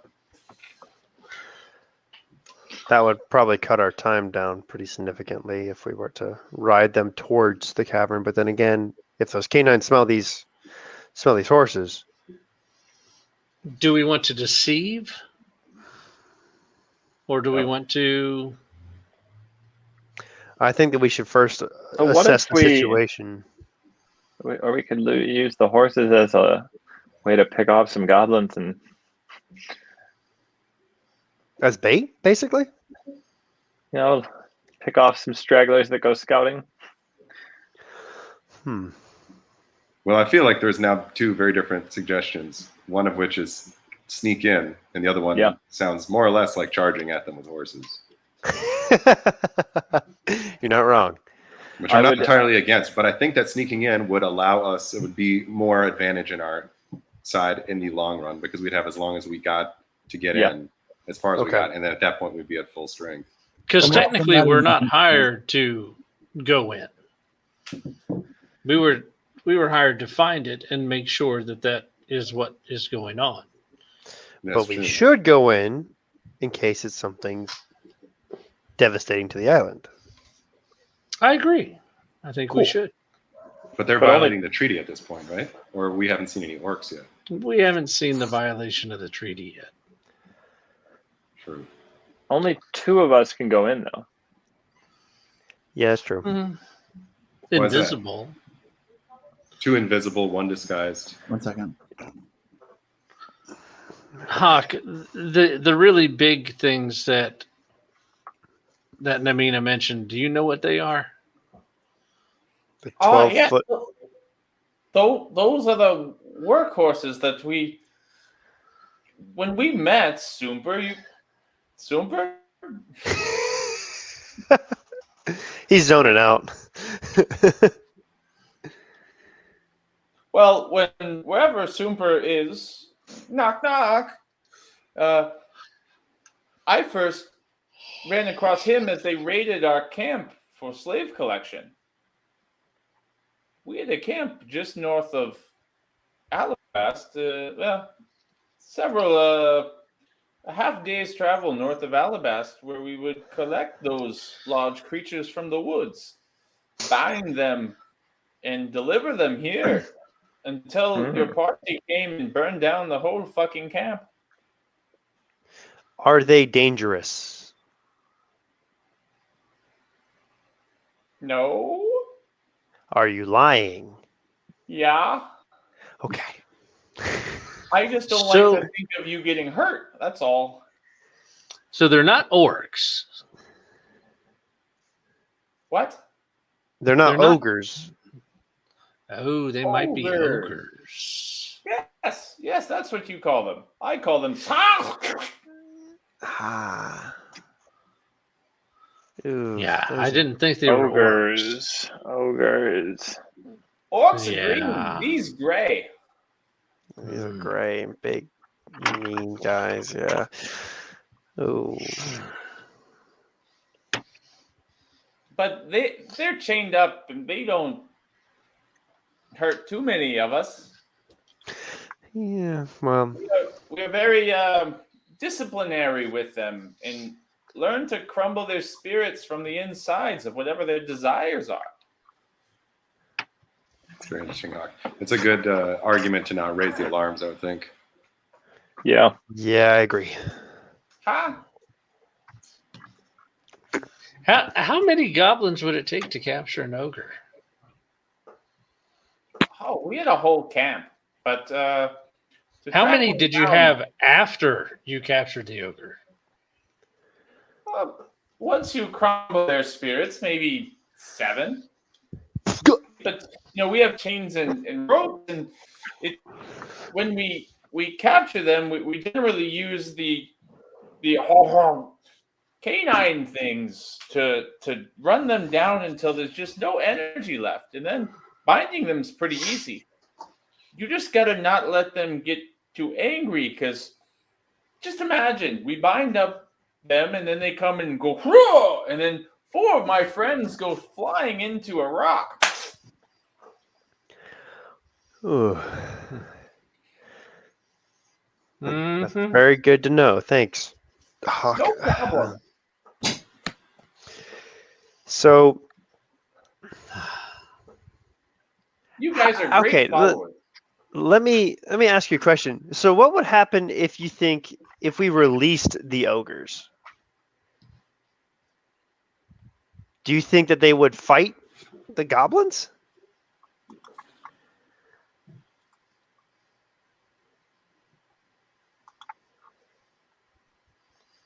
Well, because they seem to be chained up, and they were. If they do use them as slaves, but even a slave that has its spirit broken, unless it's ready to fight or startled enough to fight. I don't know anything about ogres or how they think. All I know is that they're generally just full of rage. But They're dum-dums, not nearly as smart as us. We are cunning. And with me as your leader, we're even more cunning. you are entirely correct, Hawkshinkdink. Yeah. Oh, so I kind of think it's not bad. You know, hey, Xander, I have an idea. Okay, so say we take you and someone else, probably me, since I'm, I guess, the most stealthiest in there, and you convince the ogres silently that you are a voice in their head telling them to rebel. I don't speak ogre. I think they think broken English, broken common. If they think at all.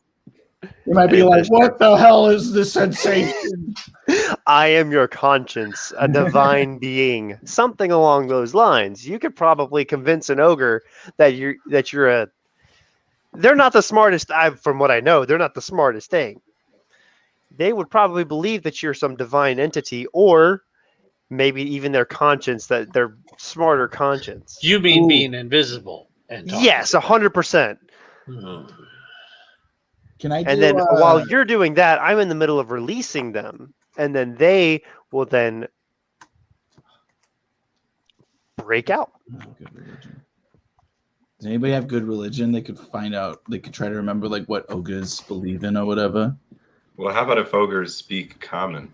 From what I know of the natural world, can I intuit that?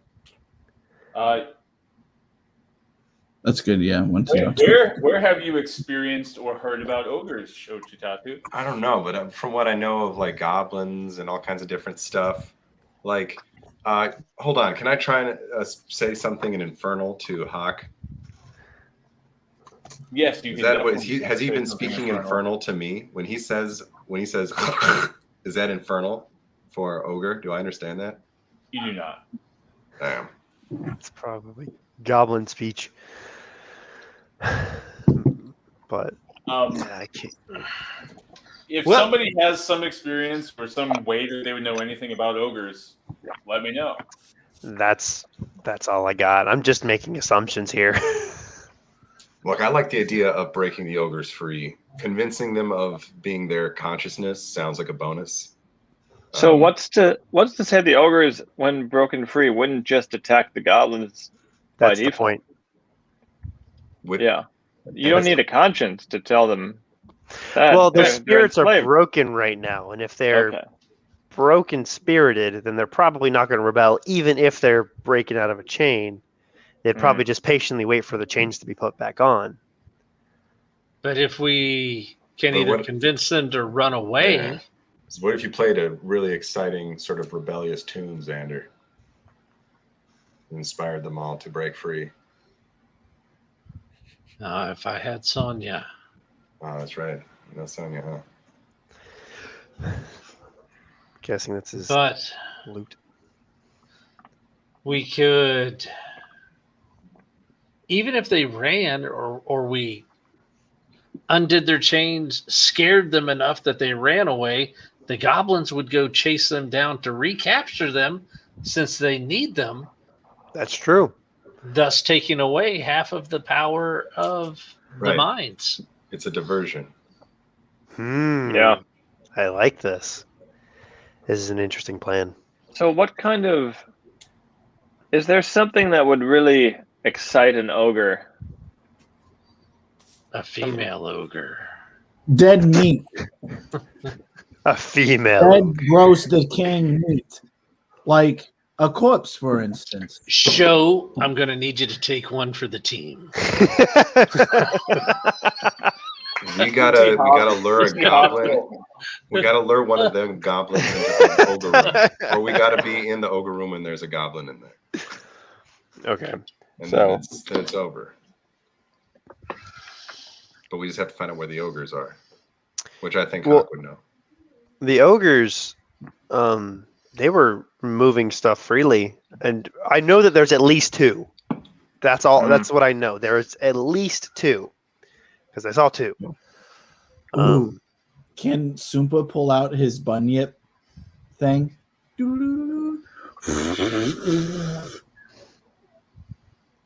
Describe to the rest of the party what they see. They see like a kind of like an ocarina type looking instrument, but it has a bunch of tubes coming out of it.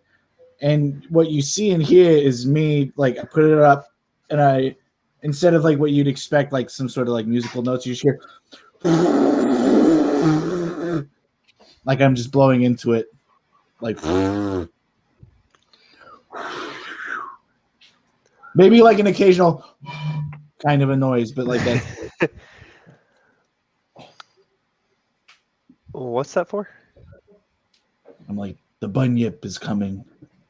What is the bunyip? It's 100 gold each.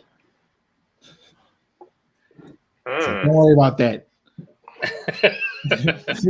don't say that. Anyway, They're so- delicious. good to know. We don't know that. We don't know if they're delicious.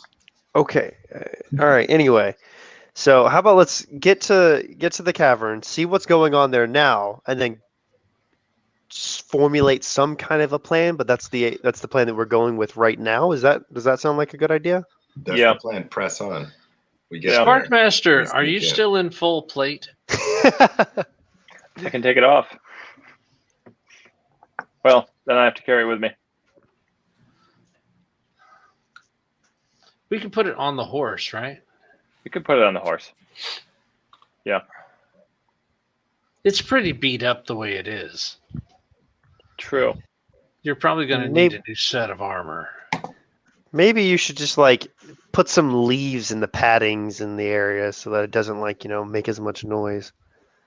Just stuff some leaves in there in the crevices, and maybe that'll lessen the sound.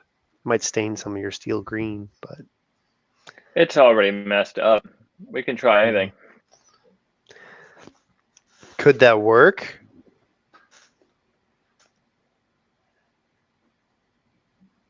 Only Mike would know. Only Mike would know. All right, what you're stuffing things in your armor and putting it on a horse? Well, we're gonna try. We want to try stuffing things into the armor, but wearing it, so it's not not So it's making not as noise loud, like stuffing like grass and leaves in the into the crevices, joints. Into into the the joints. joints, so it doesn't make nearly as much noise. Well, you could take an hour to find out. Oh God! Throw it on the horse. Throw it on the horse. You know, Yeah. if we got close, tied the armor behind the horse, and hit the horse and made the horse run away, it would make such a racket. Yeah, but then our buddy Sparkmaster Flash would be without armor. Yeah, that is true. I do not have any other armor. You keep the armor. When we get there, I make you invisible. You just move slow and then hit him when you have to. Okay. Can you move slowly enough and carefully enough not to make noise with that armor on, or not? Depends on how I roll. Are you a stealthy kind of guy? How do you move? He's not stealthy. I'm not stealthy. Guy. I got you. I'm not stealthy. I don't think I should be one going in to the into the cave. I think that the two people would have to be Xander and I. Yeah. Well, there's Show. Show can be invisible. Well, I mean, walk like in as Solomon too, and make someone else invisible. yeah. So he makes me invisible, and then he turns into Solomon. You've got your super sneaky, stealthy stuff. Yeah. However, being invisible is a lot, I think, more secure than anything. I am going to be a black cat on a brown wall, probably a red clay wall. I don't think that that's very stealthy. Okay. Maybe after a certain point, whenever it gets pretty dark, we want to just search the cave first. Yes, of course. We're going to search it first and then go from there. Then by go from there, we're going to call back to the king, or we're going to go back to Ironton and then come back. Well, I was thinking like we go there, we assess how many ogres and everything are in there, come back, report to the other guys, and let them know what we're going to do. Then go back in, release the ogres, and then they run off, take as many goblins as they do with them, and then go from there. Right. Or hypothetically, if you sneak in and discover the treaty being broken and there's overwhelming force in there, we could also just dip out at that point. But I kind of want to... Don't we have a sending stone? Don't we have like a magical stone that yeah. We can communicate, yeah. We could just call it in. Yeah, we can call it in. So let's just do let's just go and see what we see, and then we'll go from there. Let's get to the hole. Let's get to the hole. Go ahead and look at your Facebook, if you would. Who? All right. Mitch. Okay. Whoever wants to look at your Facebook. Hell, just everybody look at your Facebook. Woo! All right. I see nothing. Now, as you guys make your way forward, you have a pretty good guide, as exactly where you are. At what point do you change your tactic approach? How far out? When do you operate differently? Probably whenever we can start hearing the clamor of goblins and ogres and right. And I want to be like taking every 20 seconds the ampliphone out, listening. Roll me a perception with advantage here.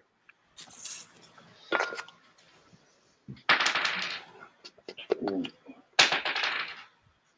Nice. All right. That'll be 18. 18.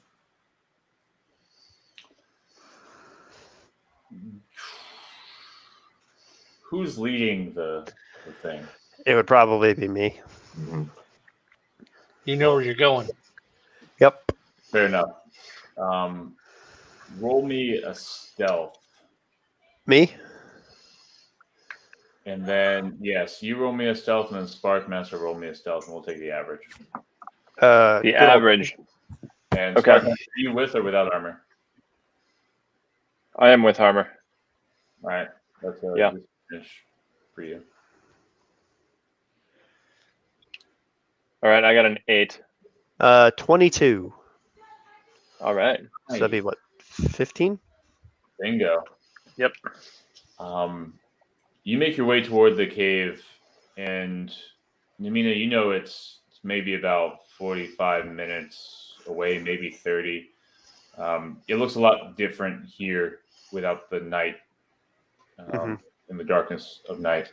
As you come over a hill with a 15, it's just enough that you notice a scouting party ahead of you on the same trail coming your way about 200 yards out.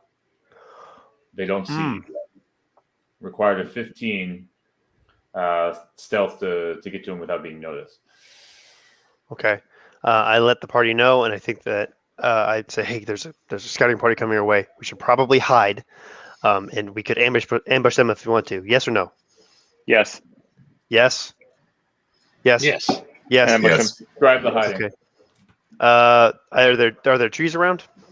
There are trees on either side of your path. You're not at a choke point. There is a really nice choke point up ahead toward them. You'd need a pretty high stealth in order to set up there. That would So give you. just describe the terrain for me. Yeah. So you guys are coming over a hill. There's sparse tree outcroppings with grass and kind of like a dirt basin or a sand basin rather. So it's a lot of crushed up rocks, things like this.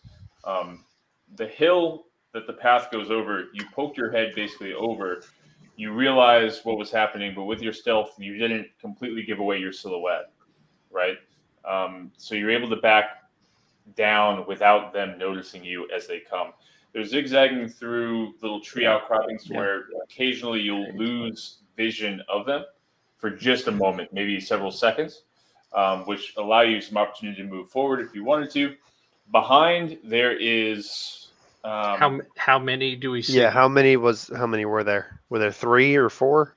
three of these canine creatures and 3 goblins on top of them. Okay. Yes, that's true. Okay. And then behind you is small rocks, but no like large pillars or anything like this. You are on the side of a mountain, kind of toward your left. You could definitely go that way to potentially avoid them altogether. Up to you. Well, I think that hiding right now is the best option, and preparing to strike. Yeah. I look at Hawk and I say, Hawk Shink, I need you to stay down, be quiet. Your guards will help you here. Are they coming towards us? They're coming towards us. They're about 200 feet off. There's 3 of them. All 3 of them are mounted. And they're all, They were 200 yards away. You can anticipate 200 yards. They're probably about 150 yards. Do you want me to lead them to where we want them to be?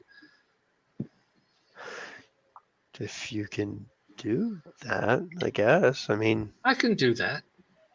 Okay. Well, then let's All right, create an so- ambush point. So you all getting in trees, or what are you doing? I'm gonna get in a tree. Trees are my friends. Yeah, that sounds good to me too. Is one of the trees big enough that I can get behind it? I probably have a map, and yes, I would. You're pretty fucking big. True. There's no guarantee, but you sure as hell can try. I'll crouch down, get behind a tree. Maybe if there's some grass near the tree, I can hide in some taller grass, surround myself with tree and grass in a way that maybe a little further from the road so that I can pull this off better.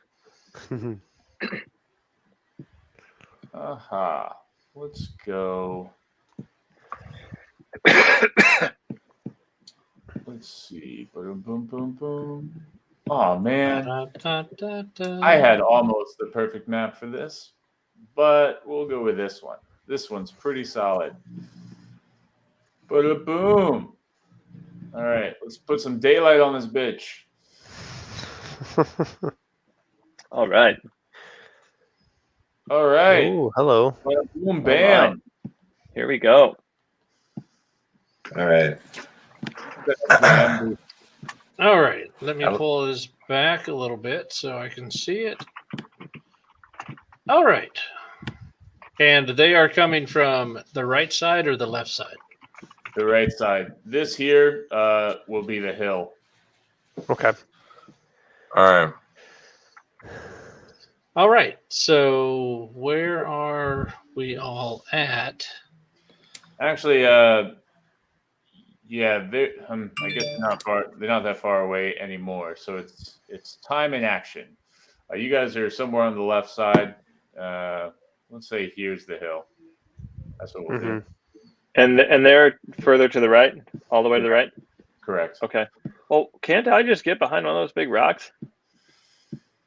Yeah, according to this map, yes, you can. Yeah. Okay. I think that we should wait until that they are further down the hill than we are, and then strike from Well, there. I'm just going to be out playing my lute, so they'll come to me, and you guys can jump at them. Sounds like a great idea. Okay, I'm going to drag play your tokens bait. where they need to be, if you would. Okay. I need So a I'm token. a dwarf now. Is that what I'm seeing? 100%. All right.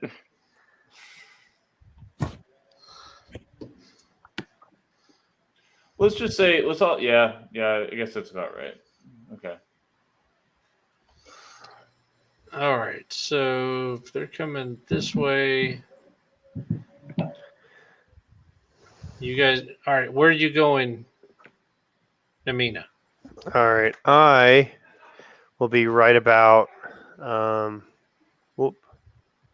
I'll probably be close to here All or right. here. Bing, bada, boom. There we go. I'll say that I'll be here. Like up on the rocks there? Like, yeah, right about here-ish. I'd like to be behind the cover of the rock, looking out towards the road, assuming they're going to take the road. That's Okay, true. they're Yeah, assuming it's a coming big over bird the right hill. there. But in a They're position just to look coming out on over the hill. that side. They're just now coming over the hill. You can see them. Cool. Okay. Where is it that you want to be? Right where I'm at is fine, and then where. Joe? Right where I'm sitting. All right. And I would like to go right here, like peeking around the corner of the rock. Ice knife? In that bush or whatever. Yeah, not quite yet. We'll see. All right, and I want to begin playing.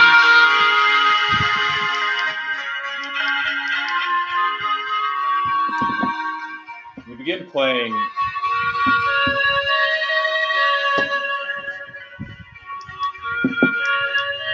You almost get through your entire ballad without seeing anybody. I love this song. Me too, man. This is a good song. Mm-hmm. Playing through, the rest of you are keeping your eyes peeled. Suddenly, And the he has thought symbols in there crosses your too. That's mind- cool. Suddenly, the thought crosses your mind that maybe the music has caused these creatures not to go on the path any longer. That's a fair point. Hmm.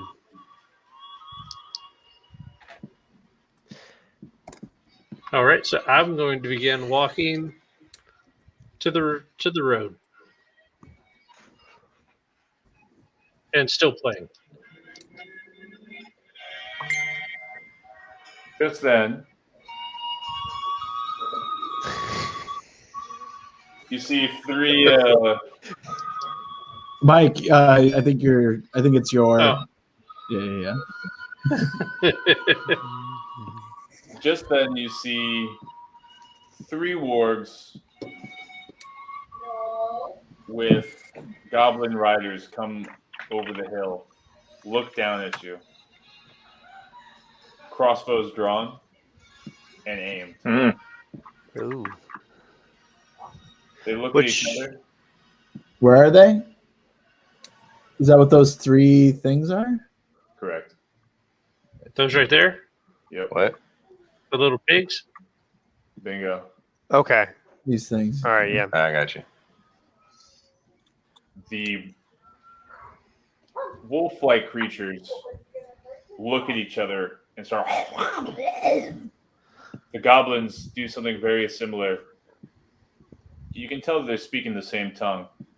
You see Hawk Shinkdink just like back up and slowly creep back into the woods behind you, Namina. Okay. I say hide. Is Conan with you? Oh, yeah, he'd be with me. Yes. All right.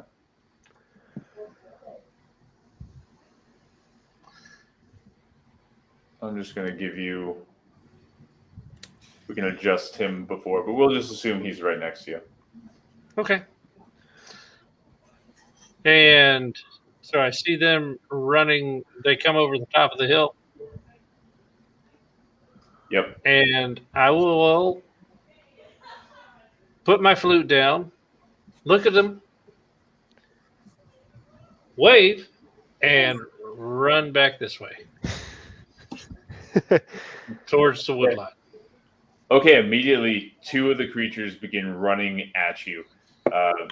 One of them remains. Is this one of them right here? I'm sorry. No, What's this one? That's Conan. Oh, sorry. Okay. Gotcha. Yeah. Don't shoot him. He's coming with me. Right. I do want to make a measure real quick. Okay. That's a lot of feet, man. I was about to say they're moving fast. I mean, they're like crazy dog things, so I guess they would run. Dun, dun, dun. And all 3 of them, 2 of them, as you guys run, are following you. They both release arrows at you. And Conan. Not the dog. All right. I cast Blade Ward. Okay. Go ahead and read that to us. Blade Ward, you extend your hand and trace a sigil of warding in the air. Until the end of your next turn, you have resistance against bludgeoning, piercing, and slashing damage dealt by weapon attacks. Okay. Weapon attacks. That's fucking gnarly. That's awesome. So, like any weapon, basically. Let's And immediately as That doesn't involve fists. Bludgeoning. Sure, I guess, yeah. Interesting. Oh, bludgeoning. Bludgeoning. Yeah. This is bludgeoning. Yeah. Oh yeah, I registered my as soon as fist. they as start weapons. running, they're about to aim and fire. They pull back, drawn with their crossbows, and then instantly, as you run and Conan runs, their mounts immediately start going as well, and you hear.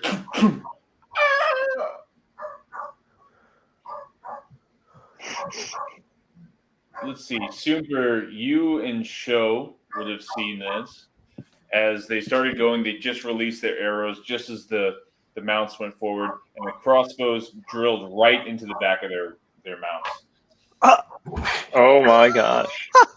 2 natural ones. Oh, nice. Really? Oh my god. Oh my god, that's hilarious.